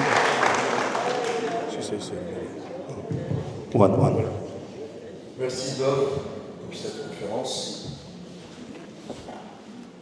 Je parlais avec Dov tout à l'heure, mais là, il a déjà dépassé la dia qu'il avait. Son livre est un peu construit comme un entonnoir, c'est ce que je lui disais tout à l'heure. Je crois que vous nous avez tous inquiétés. Même si vous ne voulez pas qu'on ait peur, c'est bon, c'est gagné. Maintenant, je crois que chacun a compris et c'est connu que les meilleures improvisations, c'est celles qu'on a bien préparées. Et plutôt que de se précipiter, peut-être qu'il faut réfléchir. On avait l'habitude de dire qu'en 1939, les pessimistes ont terminé aux États-Unis, les optimistes ont fini en fumée dans les cheminées d'Auschwitz. Je ne crois pas que c'est de ça que vous parlez. Et je ne voudrais pas non plus que votre auditoire sombre dans un racisme dont il n'a pas besoin. Comme vous êtes très nombreux, vous avez déjà levé les mains et qu'il a dit qu'il voudrait plusieurs questions d'un coup, je vous propose de passer avec le micro. On va prendre 5 questions, il répondra aux 5 questions et on reprendra de nouveau d'autres questions. Ok? Alors, je vais mettre un micro par ici. Allez-y, faites passer à, je ne sais pas, qui vous voulez. Ah oui, vous avez votre question. Vous avez l'avantage d'être devant, c'est comme ça. Dans les éléments que vous avez dit dans le livre, vous n'avez dit que des propos politiquement corrects. Est-ce que vous pourriez élaborer sur les propos politiquement incorrects que vous n'avez pas pu inclure dans le livre, mais que vous pourriez développer ici? La deuxième question que j'avais, c'est, selon vous, et selon la vitesse de développement des choses en France, dans combien de temps, d'années, le climat deviendra suffocant ici? question suivante. Bonsoir. Moi, je voulais déjà vous remercier d'avoir gentiment réactivé les peurs. Je ne sais pas si c'est le moyen le plus efficace, mais bon. Je m'interroge en fait parce que vous comparer en fait la population juive à la population musulmane, mais on vit en France. Et donc 28% plus 1%, même pas, ça fait 29%, peut-être 30%, ça fait 70% de Français, potentiellement 50% d'après vos projections. Concrètement, en fait, qu'est-ce qu'on peut faire, hein, puisque finalement notre combat, c'est pas forcément, ce combat, c'est pas à nous de le mener. Vous parlez de votre livre, c'est d'ailleurs, je ne me rappelle plus du titre, mais vous avez bien commencé en fait l'introduction disant que c'est la France qui est en danger. Finalement, comment est-ce que la France peut réagir, comment est-ce que les Français peuvent réagir, et comment est-ce que ces messages, vous les adressez en fait aux Français, et qu'est-ce qu'on peut faire nous pour aider à cette prise de conscience.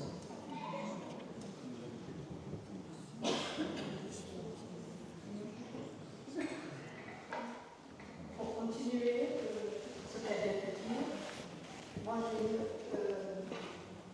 l'armée en Israël est très forte, il n'y a pas de souci. Par contre, la communication est très mauvaise. Et les médias, tous les réseaux sociaux sont très forts au niveau pour faire pleurer les gens, pour les Palestiniens et tout ça. Mais Israël ne sait pas se défendre. Israël ne prend pas ce moyen pour se défendre et pour nous aider à nous, pour parler aux non-juifs ici. Ensuite, la deuxième chose, vous nous avez fait peur, est-ce qu'Israël peut arriver à contenir, disons, les 3/4 de la population européenne?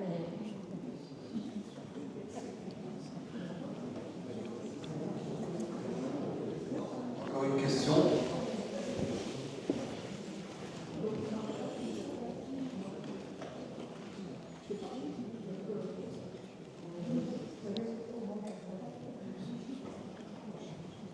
Merci pour votre exposé. Comment faites-vous la différence entre un musulman et un frère musulman?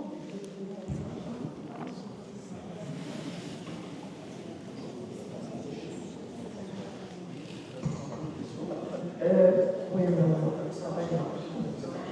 Merci beaucoup, Dov, pour cet état des lieux.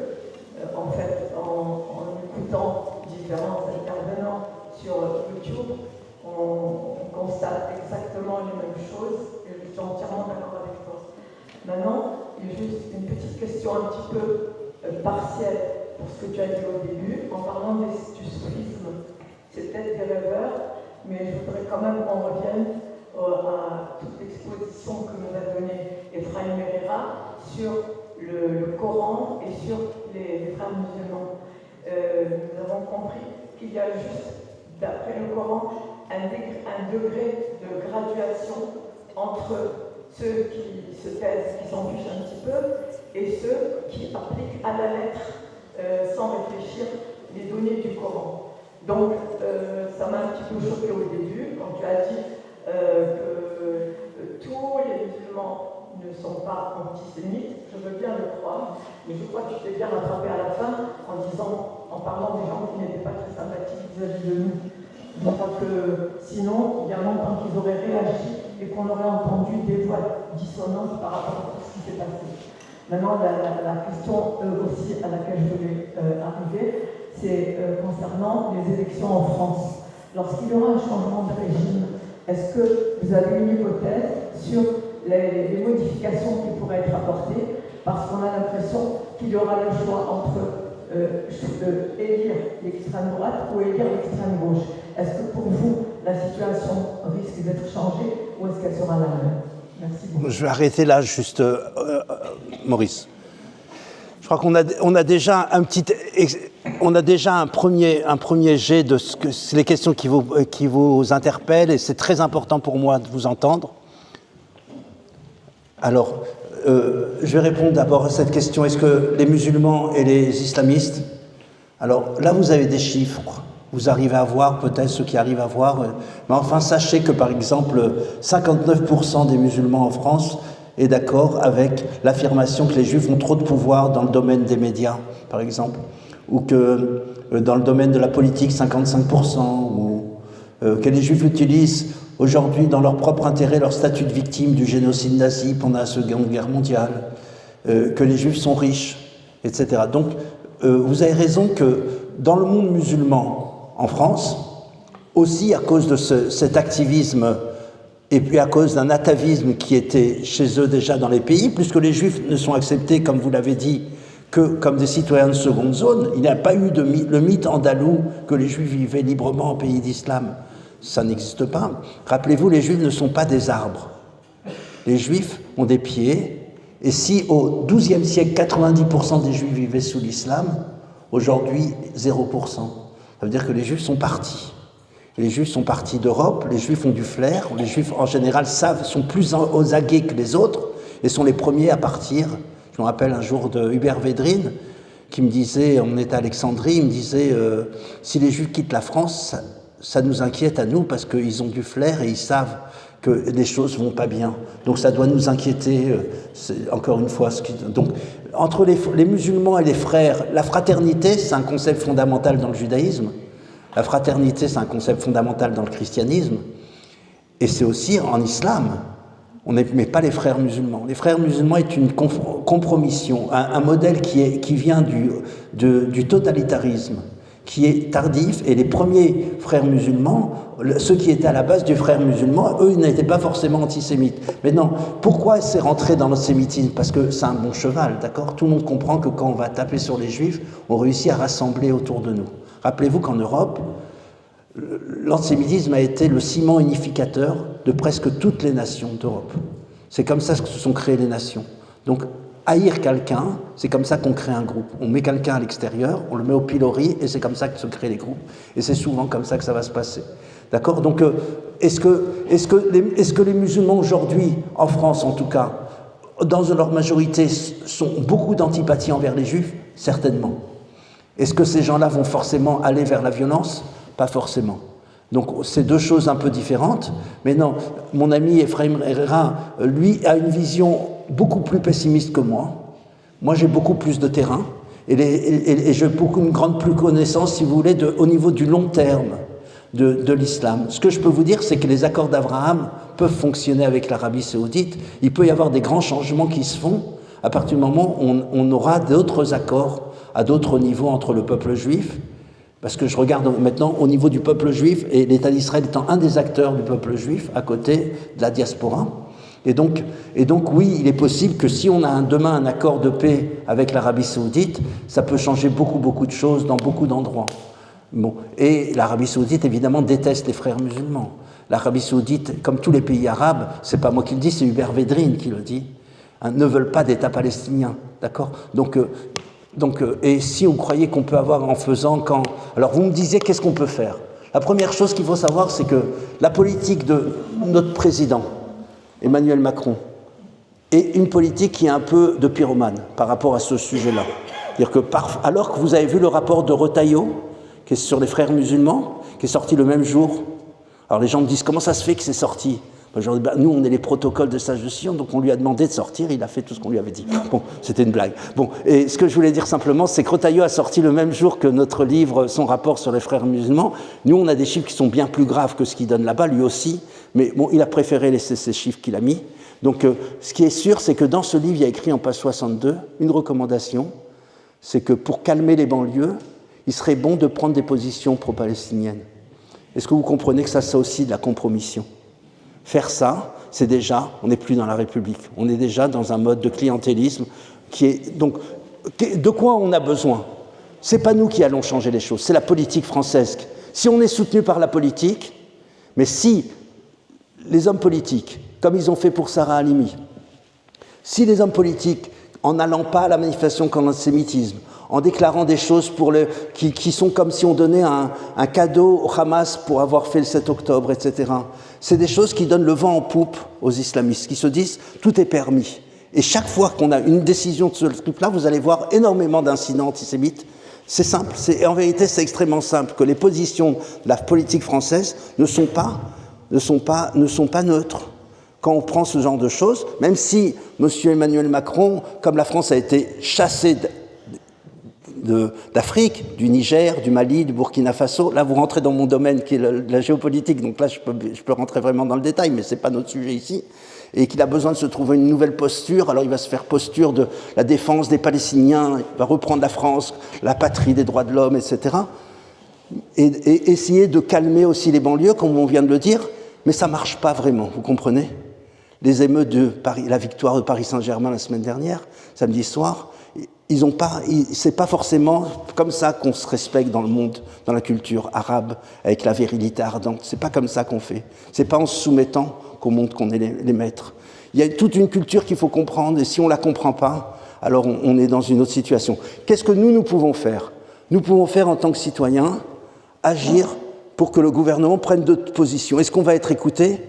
Au niveau local et au niveau national, c'est pas évident qu'on ait un pouvoir quelconque. C'est pas évident qu'on ait un pouvoir, les gens ne nous écouteront pas forcément. Et on disait, il avait raison, mais comme il était seul, alors il avait tort. D'accord? Donc, est-ce qu'on va pouvoir construire des alliances? Je sais que vous travaillez en permanence ici avec des alliances, avec des chrétiens, et parfois avec des musulmans. Il faut faire attention avec les musulmans. Des fois, c'est simplement une caution ethnique. On fait une photographie, mais en vérité, vous cautionnez des choses qui ne sont pas du tout ce qu'il faut faire. Il faut être délicat sur ce sujet-là. Et il y a des moyens de reconnaître entre quelqu'un qui est un vrai musulman, qui est vraiment pour la paix ou qui ne l'est pas. Mais même ça, ce n'est pas évident. J'ai écrit un livre avec une amie musulmane et qui on a fait des tournées dans le monde on a fait une cartographie de tous les projets entre juifs et musulmans. Et le 7 octobre, elle m'a appelé, elle m'a dit « Dear beloved brother », elle m'a dit « Vive le Hamas, que vous crevez tous », vous comprenez? Et voilà. Et quand mon fils a été blessé la première fois, et c'était le 12 décembre, je lui ai dit « C'est le jour de ton anniversaire », elle m'a dit « Ben voilà, tu vois bien, c'est la preuve comme quoi le Hamas a raison et que vous devez disparaître. » Voilà. Donc, on peut travailler des dizaines d'années avec des gens, et puis des fois, c'est pas facile. Mais non, ça ne veut pas dire que c'est pour tout le temps, mais c'est pas grave. Ça veut dire qu'il faut savoir que les choses sont compliquées et qu'on est dans un monde, on n'est pas dans un monde de bisounours. Et il faut. Après, c'est des rapports de force, c'est des rapports de puissance, de comment on veut pouvoir travailler les choses. En général, en tant qu'individu, on ne peut pas faire grand-chose. C'est pour ça que je vous ai parlé de la petite valise de maternité, parce que on n'a pas vraiment beaucoup de choses qu'on peut faire, qui sont dans nos mains. Alors, qu'est-ce que la communauté peut faire par rapport à la mairie? Qu'est-ce qu'elle peut faire? Est-ce qu'elle a un pouvoir aujourd'hui? Vous avez compris que c'est la démographie qui pilote? On l'a dit. Alors qu'est-ce qu'on va pouvoir faire? Est-ce qu'on peut demander au nom de la République, de demander, pousser les gens dans leur retranchement et leur demander des choses? Ou est-ce qu'ils vont vous raconter des bobards autour de ça? Maintenant, vous me demandez le temps, la vitesse. C'est pas mon métier, ça. Je sais pas la vitesse. Ce que je peux vous dire, par contre, une chose plus grave que ça. Ça ne va pas vous faire plaisir, mais je vais vous le dire quand même, c'est que le début. Ça vient de commencer, qu'on a vu à Boulder, en Colorado, et à Washington, des assassinats et des violences en France, par exemple, contre le rabbin Elie Lemel. Ça veut dire qu'à partir du moment où on a mis une cible sur le dos de tous les juifs, comme quoi c'est des génocidaires, on a réussi ce mythe complet. Évidemment, Israël ne commet aucun génocide, etc. C'est du n'importe quoi. Un génocide, c'est pas quand on grandit 10 fois plus de population, ça n'a rien à voir. Tout ça n'a pas rien à voir. Je vous recommande vraiment de trouver cette brochure au KKL sur le 7 octobre. Je te donnerai une copie, parce que... Ah, tu l'as remis? Ah, bon, voilà. Ah, donc tiens une copie de cette brochure, elle peut être téléchargée sur le site, etc. Et vous allez voir, là-bas, il y a des réponses, c'est ce qu'on appelle des EDL.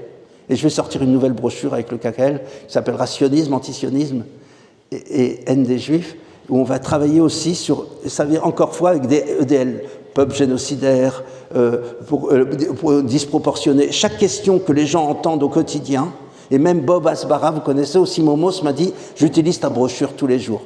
Et comment il s'appelle? Et Olivier Rafovitch, il était chez nous, on a fait la veillée de Shavuot ensemble la semaine dernière. Il m'a dit, voilà, j'utilise tes trucs tous les jours quand je dois parler. C'est-à-dire qu'on peut utiliser, on a d'abord des informations, des données, des graphes. Il faut aussi donner, tant qu'on n'a pas de données, on ne peut pas penser de stratégie. C'est la base de toute personne qui a fait de la stratégie dans sa vie. Donc, la première chose qu'il nous fallait, c'est d'abord faire une cartographie de qu'est-ce qui se passe en France pour commencer à penser. Et une fois qu'on aura compris ça, on va essayer de penser d'autres solutions. Et je sais qu'il y a d'autres solutions. Il y a probablement d'autres... Il va falloir être très, très créatif. Il va falloir se préparer à tous les scénarios, mais il va falloir être très créatif. Est-ce que la France peut changer? Certainement. La France, c'est quand même le pays des droits de l'homme. C'est le pays où on disait « heureux comme Dieu en France ». C'est un pays, comme disait Lévinas, C'est un pays qui est prêt à se partager, à se battre pour un juif, pour un capitaine qui devient aujourd'hui général juif. C'est un pays qui, alors qu'en Europe, 75% des juifs ont été tués pendant la Shoah, en France, 3 juifs sur 4 ont été sauvés. Donc il existe dans la culture française, et je le vois, ça veut dire, bon, je ne vais pas rentrer, vous me parlez, qu'est-ce que je peux vous dire? Oui, on prévoit des plans d'évacuation un petit peu, mais sans le soutien d'Israël. Israël ne s'occupe pas, ils ne veulent pas en entendre parler. Est-ce que le CRIF en parle? Est-ce que le Fonds social en parle? Est-ce que les gens parlent? Qu'est-ce qu'on va faire avec ces gens qui vivent dans des cités? Évidemment, si on habite rue Saint-Dominique, où il y a un policier tous les 50 mètres, c'est moins dangereux. Il y a des endroits plus dangereux, des endroits moins dangereux en fonction de la précarité. Les gens nous disent, mais moi je connais aucun goy. Je connais pas de goy. Je leur dis, invitez des goys le vendredi soir, qui mangent avec vous, qui commencent à voir un peu c'est quoi l'Eucharistie qu'on fait à l'église le dimanche. Invitez-les, ils vont comprendre tout à coup que tout ce qu'on fait à l'église le dimanche midi, c'est exactement le kidouche et le motzi. Ils vont être incroyables. Invitez-les, ouvrez votre porte, créez des liens interpersonnels, préparez-vous à avoir des endroits, des points de chute, préparez des choses. C'est fondamental qu'on peut compter que sur nous-mêmes. Donc il faut falloir le faire. Alors, maintenant, on va aller vers il est possible maintenant qu'on rentre dans une phase encore beaucoup plus grave. Parce que la politique de la France, qui devient donc, dans une certaine mesure, qui est dictée quelque part, on l'a dit, le Qatar, la démographie, les intérêts différents. Vous avez vu tout à l'heure la photo sur le PSG, vous vous rappelez, PSG avec Free Palestine. Free Palestine, ça veut dire un génocide, vous comprenez? Par exemple, ça, normalement, ça devrait être condamné par la France. Celui qui appelle Free Palestine, ça veut dire qu'il veut détruire l'État d'Israël et tuer les Juifs qui sont là-bas. Eh bien, c'est quelqu'un qui appelle Free Palestine, ça s'appelle un appel au génocide. Donc, ça pourrait être condamnable si on était suffisamment puissant et si on était capable de le faire. Vous comprenez? Est-ce qu'il y a des choses que l'État pourrait faire? L'État, c'est l'État qui va décider de ce qui va se passer. L'État doit reprendre en main. Alors, et j'entends la question qui est en soubassement ici. Évidemment, les gens se disent, et si l'extrême droite passe? D'accord? Normalement, les Juifs avaient été un cœur à gauche. On a toujours eu un cœur à gauche. Mais disons, comme certaines personnes qui pensent que la droite va passer. Et là, je vais vous décevoir. C'est la position qu'on présente très clairement dans le livre. C'est que, j'ai parlé tout à l'heure de Sarkozy, ce qu'il a fait. On a Retailleau qui ressemble un peu le même discours que Sarko à l'époque. Tout le monde, les Juifs cherchent un Meshiach. Les Juifs sont des optimistes invétérés. Et donc, ils cherchent Retailleau. Enfin, Retailleau va nous donner une piste. Et comme ils ont fait pour Sarkozy. Mais quand il arrive au pouvoir, M. Sarkozy, il a compris la démographie. Il a compris qu'on va plutôt sacrifier les Juifs. Et aujourd'hui, il est responsable des avoirs immobiliers du Qatar, à propos. Et donc, au moment où il faisait tout ça, ce qu'il disait par rapport à l'UOIF, il a construit l'UOIF et en même temps, il a signé avec le Qatar. C'est lui qui a fait rentrer le Qatar en France. Donc, on a affaire, si vous voulez, à des gens qui sont des politiques, qui cherchent les intérêts de la France, qui ne sont pas forcément convergents avec les intérêts des Juifs. Donc, est-ce que cette histoire est nouvelle? Ceux qui connaissent l'histoire des Juifs, malheureusement, on sait qu'on mange à Pessah, on mange de la matzah. Vous connaissez la matzah, madame? La matzah, la galette qu'on mange à Pessah. On mange la matzah, vous savez pourquoi? Parce qu'on est sorti dans la précipitation. Pourquoi les Juifs sortent dans la précipitation? Vous avez une idée, vous? Hein? Eh bien, le Zohar, je le disais tout à l'heure à la synagogue, le Zohar dit, les Juifs étaient, c'est un langage mythique, il faut l'écouter, parce qu'il raconte des intuitions très très profondes. On peut le voir comme un texte au sens littéral, mais on peut le voir aussi au sens de quelque chose d'encore plus, qui résonne avec quelque chose de plus fondamental. Il dit, les Juifs étaient à la 49e porte d'impureté, et s'ils continuaient, ils allaient arriver à la 50e porte, et la 50e porte, c'était irréversible, ils n'auraient plus jamais pu sortir, ils étaient trop assimilés, trop intégrés, ils avaient disparu en tant que Juifs, et il ne restait plus rien d'eux. Alors ils devaient sortir, et il fallait sortir dans l'urgence. On ne pouvait sortir que dans l'urgence. Il y a des choses qu'on peut faire dans la vie que dans l'urgence, des choses importantes. Se marier, je ne sais pas moi, décider d'avoir toutes sortes de choses, émigrer, toutes ces décisions qu'on prend sur un coup de tête. Après, il faut les planifier comme il faut. Mais au début, ça vient d'une intuition qui vient, par exemple, quand on lit un livre, tac. Et j'ai vu énormément de Russes, par exemple, qui ont lu le livre Exodus, ont vu le film Exodus, et qui ont décidé qu'il faut partir en Israël. Des fois, ça passe d'une manière très je dirais, ça se passe en un instant. Il y a un éclair, comme au Mont Sinaï, vous voyez? Alors, le Zohar HaKadosh, comme je vous ai dit, il a dit qu'il fallait partir dans les précipitations, c'est pour ça qu'ils sont partis dans les précipitations, et le Al-Shir HaKadosh, le maître du Harizal, celui qui a développé et diffusé la Kabbale de Safed, dit « Mais pourquoi ils ne sont pas partis à la 48e porte ?» Vous comprenez? Et il répond « Parce qu'ils ne savaient pas qu'il fallait partir. » Ça veut dire que les Juifs sont partis en juin 62 d'Algérie, une main devant, une main derrière, parce qu'ils étaient des optimistes invétérés. Ils croyaient que De Gaulle allait les sauver, vous comprenez? Et puis il y a des gens qui ont cru aussi à la France en 1940. Il y en a d'autres qui ont cru à beaucoup de choses. Est-ce qu'on peut faire confiance à ça? Je n'ai pas dit qu'il ne faut pas croire. J'ai dit qu'on doit avoir aussi, d'un côté, faire croire, et d'un autre côté aussi, de se préparer aussi, que ça pourrait ne pas marcher. Est-ce que Macron est quelqu'un de grand courage? Est-ce que ses successeurs seront des gens très courageux? Est-ce qu'on a vu qu'en Belgique, ils sont très courageux? Est-ce qu'on a vu que dans les différentes banlieues de Seine-Saint-Denis, je vous donne quelques chiffres sur la Seine-Saint-Denis, combien il y a de musulmans dans les villes, combien d'incidents antisémites, vous verrez, les chiffres sont absolument aberrants. Voilà, par exemple, ici, vous avez quelques chiffres dans des villes comme Lyon, Sarcelles, Strasbourg. Vous voyez, Strasbourg est une balle très très bien placée au niveau du nombre d'incidents antisémites. Vous verrez, par exemple ici, mais je peux vous laisser plus de chiffres. Vous verrez que c'est vraiment, même si ça ne se voit pas, ça ne se voit pas beaucoup, parce qu'en fait, c'est très spécial l'antisémitisme et les incidents antisémites. D'abord, 80% des incidents ne sont pas déclarés. Parce que quand on habite dans une tour et qu'un voisin vous fait des choses terribles, et que vous savez que la police, de toute façon, il n'y a que 10% des cas qui sont traités, et parmi ces 10% des cas qui sont traités, il n'y a que 5 à 10% où il arrive finalement d'avoir une pénalisation, un peu comme les viols et les violences contre les femmes. Alors les gens préfèrent se taire plutôt que se mettre à dos tous les voisins. Donc c'est souvent des collègues, vous l'avez vu en environnement scolaire, les enfants sont harcelés, vont vivre dans des modèles qui ne seront vraiment pas évidents. Et voilà, donc simplement, vous avez probablement d'autres questions, je peux faire un deuxième tour de questions, allez-y.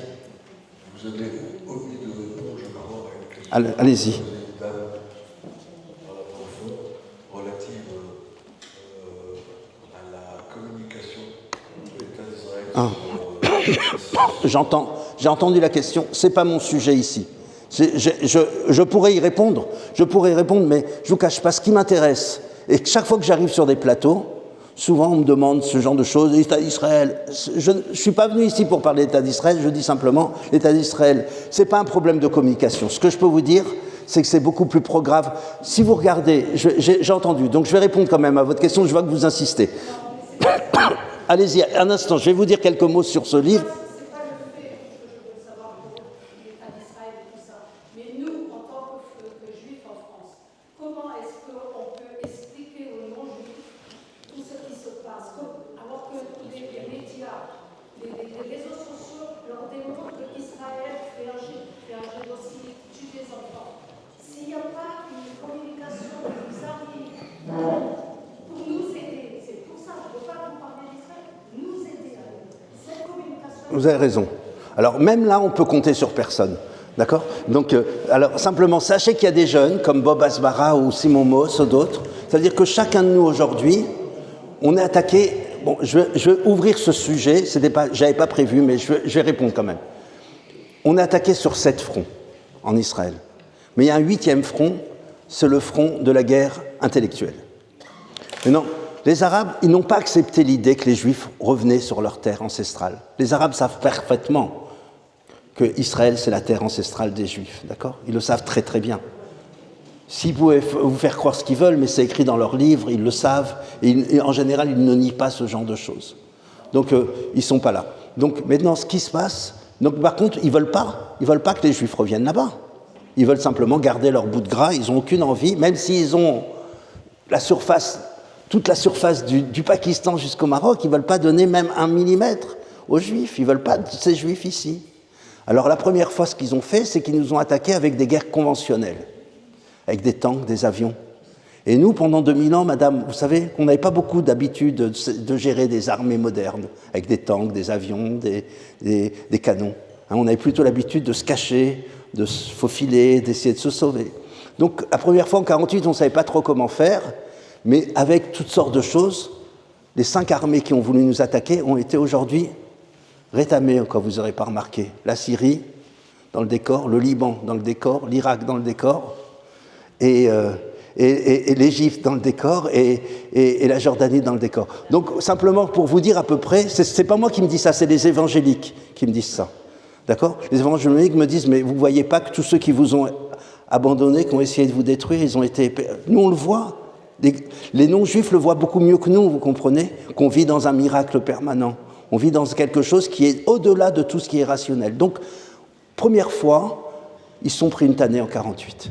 Ils se sont pris une deuxième tannée en 1956, une troisième tannée en 1967, une quatrième tannée en 1973. À ce moment-là, ils ont dit, avec les Juifs, ils ont trop appris maintenant comment faire ça, il faut qu'on prenne une autre façon.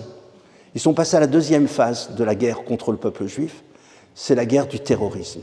Le but du terrorisme, par définition, c'est de terroriser les gens, n'est-ce pas ? Et donc les Juifs, au début, étaient terrorisés, ils ne savaient pas quoi faire. Et puis, ils ont commencé à fouiller dans les aéroports. Les gens ont dit, vous êtes parano. Puis aujourd'hui, tout le monde fouille dans les aéroports. Ils ont commencé à construire des murs pour empêcher les terroristes de passer. Aujourd'hui, tout le monde construit des murs. On nous a dit, mais nous, on a le mur de Berlin qui s'écroule. Au contraire, on est pour ouvrir les cœurs, Et nous, on a dit, vous avez peut-être raison, mais nous, on doit mettre des murs pour empêcher les terroristes. Et aujourd'hui, tout le monde construit des murs, y compris la Grèce, y compris la Turquie, y compris la Hongrie et les États-Unis et le Mexique. Et puis, on a fait des assassinats ciblés. Et aujourd'hui, tout le monde, ils nous ont dit, mais c'est terrible. Et aujourd'hui, tout le monde fait la même chose. Puis on a les beepers, etc. Aujourd'hui, en gros, les Israéliens ne sont pas terrorisés. Les plages sont pleines, les yeshivotes sont pleines, les cafés sont pleins. Et donc, les Israéliens n'ont pas cédé à la deuxième vague de la guerre. Aujourd'hui, ils sont arrivés à la troisième guerre, la guerre intellectuelle. Cette guerre-là, c'est une guerre mondialisée. Elle est autant à Strasbourg. Vous n'avez pas besoin, comme mes enfants, de rentrer tous les jours dans des villages arabes. Vous pouvez rester ici, derrière votre ordinateur, faire des vidéos qui vont parler, qui vont dire les choses que ne fait pas l'État d'Israël. Il y a des sites où il y a beaucoup d'informations, où on peut trouver des sites, etc., où il y a toutes les informations que vous pouvez faire, mais c'est très difficile pour beaucoup de raisons. Je vais vous donner 2-3 raisons, madame, pour que vous compreniez un tout petit peu. Alors, je suis en train d'écrire pour le gouvernement israélien un plan stratégique de guerre contre l'antisémitisme. D'accord ? Donc c'est très important parce que l'État d'Israël n'a pas vraiment de stratégie envers l'antisémitisme. Et pour l'instant, on n'a rien réussi. Ça a été un échec total contre l'antisémitisme puisqu'il ne fait que grandir. Donc, tous les ans, il ne fait que grandir et malgré les efforts, les conférences, les efforts, toutes sortes qu'on fait, ça ne nous aide pas beaucoup. D'accord ? Donc on n'a pas trouvé encore des solutions combattre ça. Il faut réfléchir, comme on a fait. Comme les Juifs ont réinventé après la destruction du Temple, ils ont inventé une nouvelle façon. Comme après l'expulsion des Juifs d'Espagne, les Juifs ont inventé une nouvelle façon d'être Juifs avec la Kabbale, le Tzimtzum, etc. Comme après la destruction des Juifs d'Europe, la Shoah, les Juifs ont construit l'État d'Israël. Les Juifs ont d'une manière générale des forces de résilience. Ils n'ont pas des gens qui se soumettent et qui s'abandonnent. D'ailleurs, pour parler de ça, je vais faire une toute petite digression, mais ça s'inscrit dans ce qu'on vient de dire. Et pour vous remonter un peu le moral, alors regardez, la guerre de Kippour, c'est celle qui ressemble le plus au 7 octobre. Dans la mesure où on a été surpris, on avait une conception, on croyait que les Arabes n'oseraient jamais nous attaquer et qu'on était bien plus forts, toute cette arrogance, etc. Et qu'est-ce qui s'est passé après la guerre de Kippour ? On a eu 2 grands mouvements en Israël. On a un mouvement qui s'appelle le mouvement de la colonisation, c'est-à-dire tout ce qu'on a commencé à repeupler, c'est la reconnexion à notre territoire géographique. Parce que Tel Aviv, c'est sympa, mais le vrai berceau du peuple juif, c'est la Judée-Samarie, d'accord ? C'est où il y a Hebron, où il y a Shrem, où il y a Jérusalem, et tout ça. Et les gens ont commencé, après la guerre de Kippour, tout à coup, on l'avait déjà depuis 67, mais on n'avait pas habité là-bas. Tout à coup, ils ont décidé, aujourd'hui, on a 700 000 personnes qui habitent là-bas. Donc évidemment, c'est presque irréversible. On a dans un modèle, ils viennent de décider cette semaine de construire encore 22 nouvelles implantations ou villes en Judée-Samarie. C'est-à-dire qu'il y a eu ce mouvement-là, tout à coup les Juifs ont décidé de reprendre quand on a vu nos enfants et les amis de nos enfants tomber au combat, alors on a voulu faire quelque chose, il fallait au nom de tous les miens faire quelque chose de très grand. On ne pouvait plus accepter la politique politicienne et le peuple juif a inventé ce mouvement de reconquérir la Judée-Samarie. Et le deuxième mouvement, c'est le mouvement qu'on appelle le mouvement de la Teshuvah. alors que Yosef Chaim Brenner, Berdichevski, tous les grands penseurs du sionisme, une grande partie des penseurs du sionisme étaient opposés à la religion et à tout ce qui était le passéisme et le fatalisme qu'on avait dans les yeshivot. Il fallait faire une révolution d'un nouvel hébreu, etc. Alors on a eu, après 73, c'était la guerre du jour du jugement, le jour de Kippour. Et là, les premiers qui ont fait tchouva, ça a été les pilotes qui ont vu Dieu en face d'eux. Ils ont vu comment on a été sauvés alors qu'on n'avait aucune chance de s'en sortir. Et il y a eu tout un mouvement qui a tout à coup fait un réveil. La première fois, c'était géographique. Cette fois-ci, ça a été identitaire. Les Juifs se sont reconnectés. Et depuis le 7 octobre, vous avez peut-être suivi, on a 68% des Israéliens qui ont prié. C'est beaucoup plus que le nombre de ce qu'on appelle des religieux. Qui ont prié pour le retour des otages, qui ont prié pour la réussite des soldats, etc. On a 20% des Juifs qui se disent totalement laïcs, qui disent qu'il y a une main invisible qui les sauve de temps en temps de toutes sortes de choses. On a 79% des Israéliens qui sont plus religieux et plus attachés à leur religion, à la pratique religieuse que ce qu'ils étaient avant, et qui ont commencé à comprendre qu'on nous détestait en tant que Juifs, etc. Donc il se passe un mouvement, et qu'est-ce qui va se passer ? Et les deux mouvements dont je vous ai parlé pour 73 se sont soldés par un troisième mouvement, 4 ans plus tard, en 1977. En hébreu, ça s'appelle Amahapach. Le changement, tout à coup, Begin est passé au pouvoir. Et là, ça a ouvert les portes du peuple d'Israël, non plus seulement par les dinosaures socialistes des kibbutz, mais ça a ouvert aussi aux juifs séfarades, ça a ouvert aux juifs orthodoxes et ultra-orthodoxes, ça a ouvert aussi aux immigrants. Tout ça a cassé, et c'est ce qui a permis la Startup Nation. Et là, tout à coup, l'État d'Israël est devenu une autre culture ouverte à tout. Vous voyez, donc les guerres, malheureusement, sont terribles, mais elles ont des impacts métahistoriques. Vous voyez, il y a eu la guerre d'Ukraine. Je vous ai dit que j'ai sorti un livre sur la guerre d'Ukraine. Et puis, à cause de la guerre d'Ukraine, Assad est tombé en Syrie. Le plus grand ennemi qu'on avait d'Israël, c'était Assad.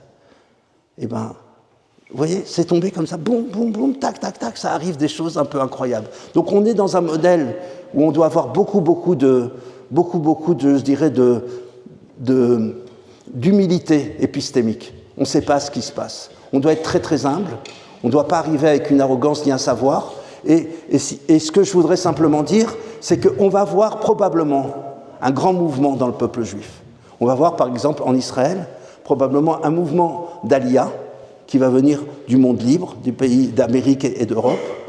Et en même temps, parce que ces gens qui ont été rattrapés par leur identité, ils vont aussi vouloir, certains d'eux vont vouloir aller jusqu'au bout et d'aller être complètement cohérents avec leur identité et vouloir participer au peuple juif qui revient sur sa terre, comme j'ai dit, et notamment les Juifs de France, qui ont une contribution à l'État d'Israël qui pourra être fondamentale.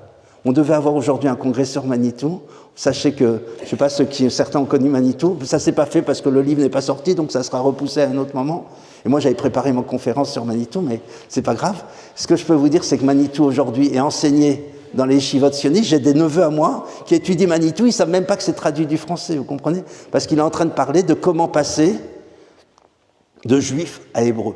Qu'est-ce que ça veut dire tout à coup ? Non plus qu'on est dans une religion qui est verticale entre l'homme et son Dieu, mais entre le peuple juif entier qui revient sur sa terre et qui essaye de trouver un nouveau sens à ce qu'il est en train de faire. Donc il se passe un phénomène incroyable qui est lié à cette guerre du 7 octobre.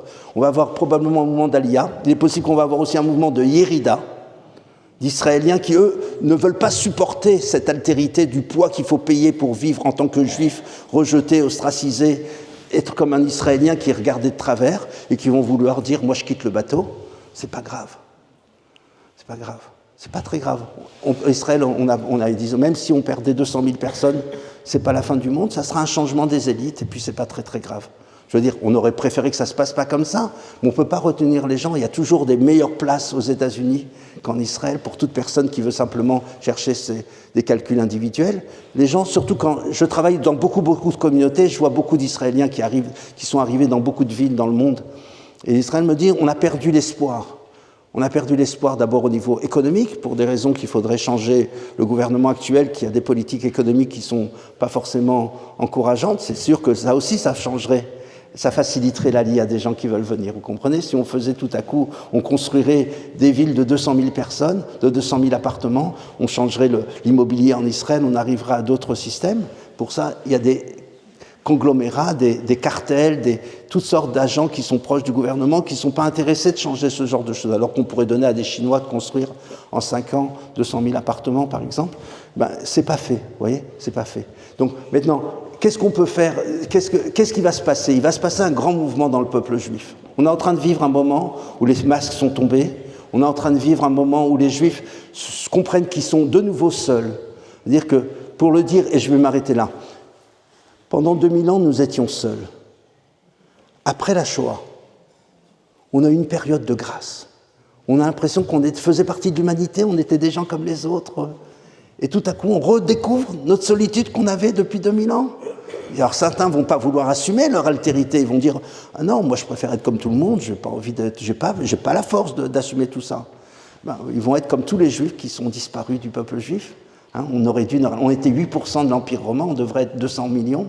La majeure partie des gens n'ont pas assumé leur altérité. Ceux qui sont là aujourd'hui, ce soir, vous êtes les descendants de ceux qui ont préféré rester juifs pour garder leur message et leur spécificité et leur singularité, plutôt que d'aller être comme tout le monde. Donc, c'est pas grave. On n'a pas besoin. Le mouvement du peuple juif, il est tellement grand, tellement fort. Et si vous regardez, je ne veux pas parler en tant qu'homme religieux, homme de foi, mais en vérité, dès que vous parlez avec des Israéliens laïcs, ils vous disent « on a compris. On a compris qu'il se passe quelque chose de très très grand. On est en train de vivre un mouvement extraordinaire. Mais non, comment ça va se traduire pour les Juifs des différents pays? On ne sait pas trop. Mais non, je ne suis pas venu pour vous dire de partir en Israël. Et je le dis d'une manière très claire. Pour ceux qui le croient, alors je vais vous expliquer pourquoi. L'État d'Israël n'est pas intéressé par l'Aliyah des Juifs de France.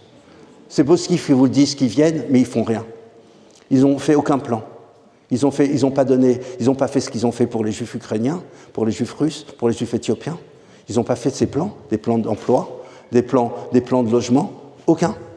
Au Conseil des ministres, quand Netanyahou me demande « mais pourquoi les Juifs ne viennent pas ?», je lui dis « Monsieur le ministre, Premier ministre, c'est un problème de volonté politique. » Quand on dit ça au Premier ministre, ça veut dire « c'est vous le problème ». Et il comprend bien. Donc il me dit « de quoi tu as besoin ?» Je lui dis « j'ai besoin d'un plan de logement. » On n'a jamais vu un plan d'Aliyah sans plan de logement. Il se tourne vers le ministre du Logement. Le ministre du Logement répond « j'ai pas de logements sociaux.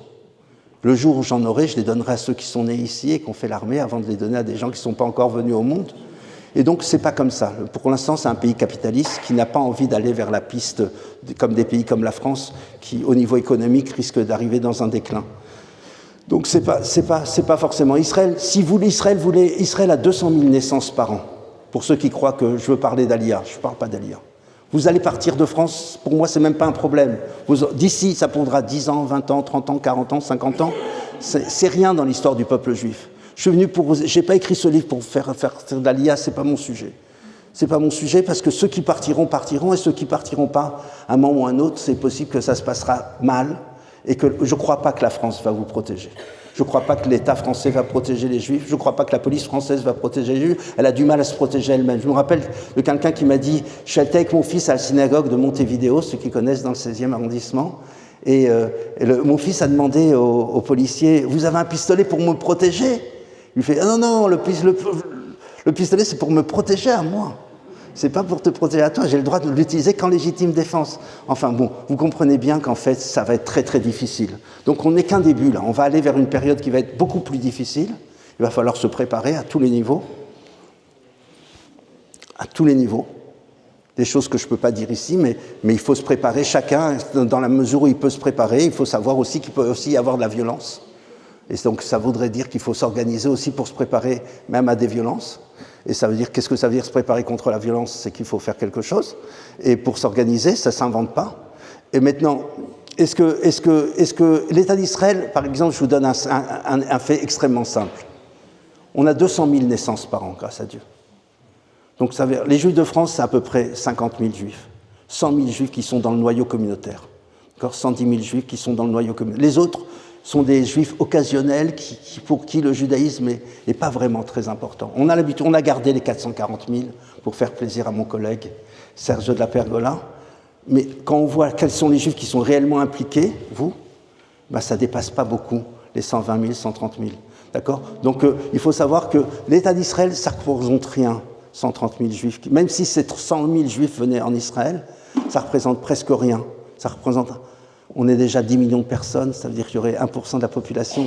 C'est insignifiant, ça veut dire que on a eu là 80 000 Russes qui sont venus. Et demain, si Poutine fait une conscription, on va avoir 80 ou 100 000 Russes qui vont venir. Et au niveau des naissances, les Israéliennes veulent un 3e et 4e enfant. Et il suffit de diminuer le prix de la crèche ou diminuer les prix des voitures de cette place pour qu'elles puissent enfin avoir le 3e, 4e enfant qui arrive. Et évidemment, c'est des enfants qui naissent comme ça dans des familles. Ce n'est pas le 11e enfant Haredi ou le 11e enfant bédouin. Il s'agit de 3e, 4e enfant de familles normatives et standards de la société israélienne, donc des gens qui vont arriver à l'université, qui vont être productifs pour le pays, etc. C'est beaucoup plus facile que de s'occuper des immigrants. Les immigrants, c'est compliqué. Les immigrants ont des problèmes qui leur sont propres. Ils apportent une richesse énorme au pays. J'ai parlé de Manitou, mais on a aujourd'hui le chef de l'éducation religieuse, avec lequel je vais être Shabbat prochain, parce qu'on fait un petit Shabbat privé dans un hôtel protégé avec toutes sortes de dignitaires du gouvernement israélien pour s'occuper de, je ne sais plus, on va parler de toutes sortes de choses. Et donc lui, c'est un Français, le chef maintenant du Shabbat, qui va être le général Zini, David Zini, son père et son grand-père sont des rabbins français qu'on connaît bien, etc. Donc on a énormément de Français qui sont arrivés à des postes clés en Israël, même si ça ne se voit pas, même si les gens ne comprennent pas, même si quand on arrive en Israël, il faut avoir avec humilité, il faut arriver, au début, il faut se taire, faut apprendre, on n'est pas là pour changer la société, on est pour s'intégrer. C'est très difficile l'immigration. Surtout pour les gens chez qui c'est la 2e immigration. Ils ont déjà vécu leurs parents et ne pas mourir dans les pays où sont nés vos grands-parents. Voilà, donc on a un phénomène qui est difficile pour le peuple juif. On est en train de vivre un moment historique extrêmement important. On va le vivre devant nous, ça va s'accélérer. Je vous conseille de bien comprendre comment ça se passe pour que vous puissiez mieux guider, naviguer, comprendre. Et surtout, et après, la balle est dans votre camp, à vous organiser. Merci beaucoup.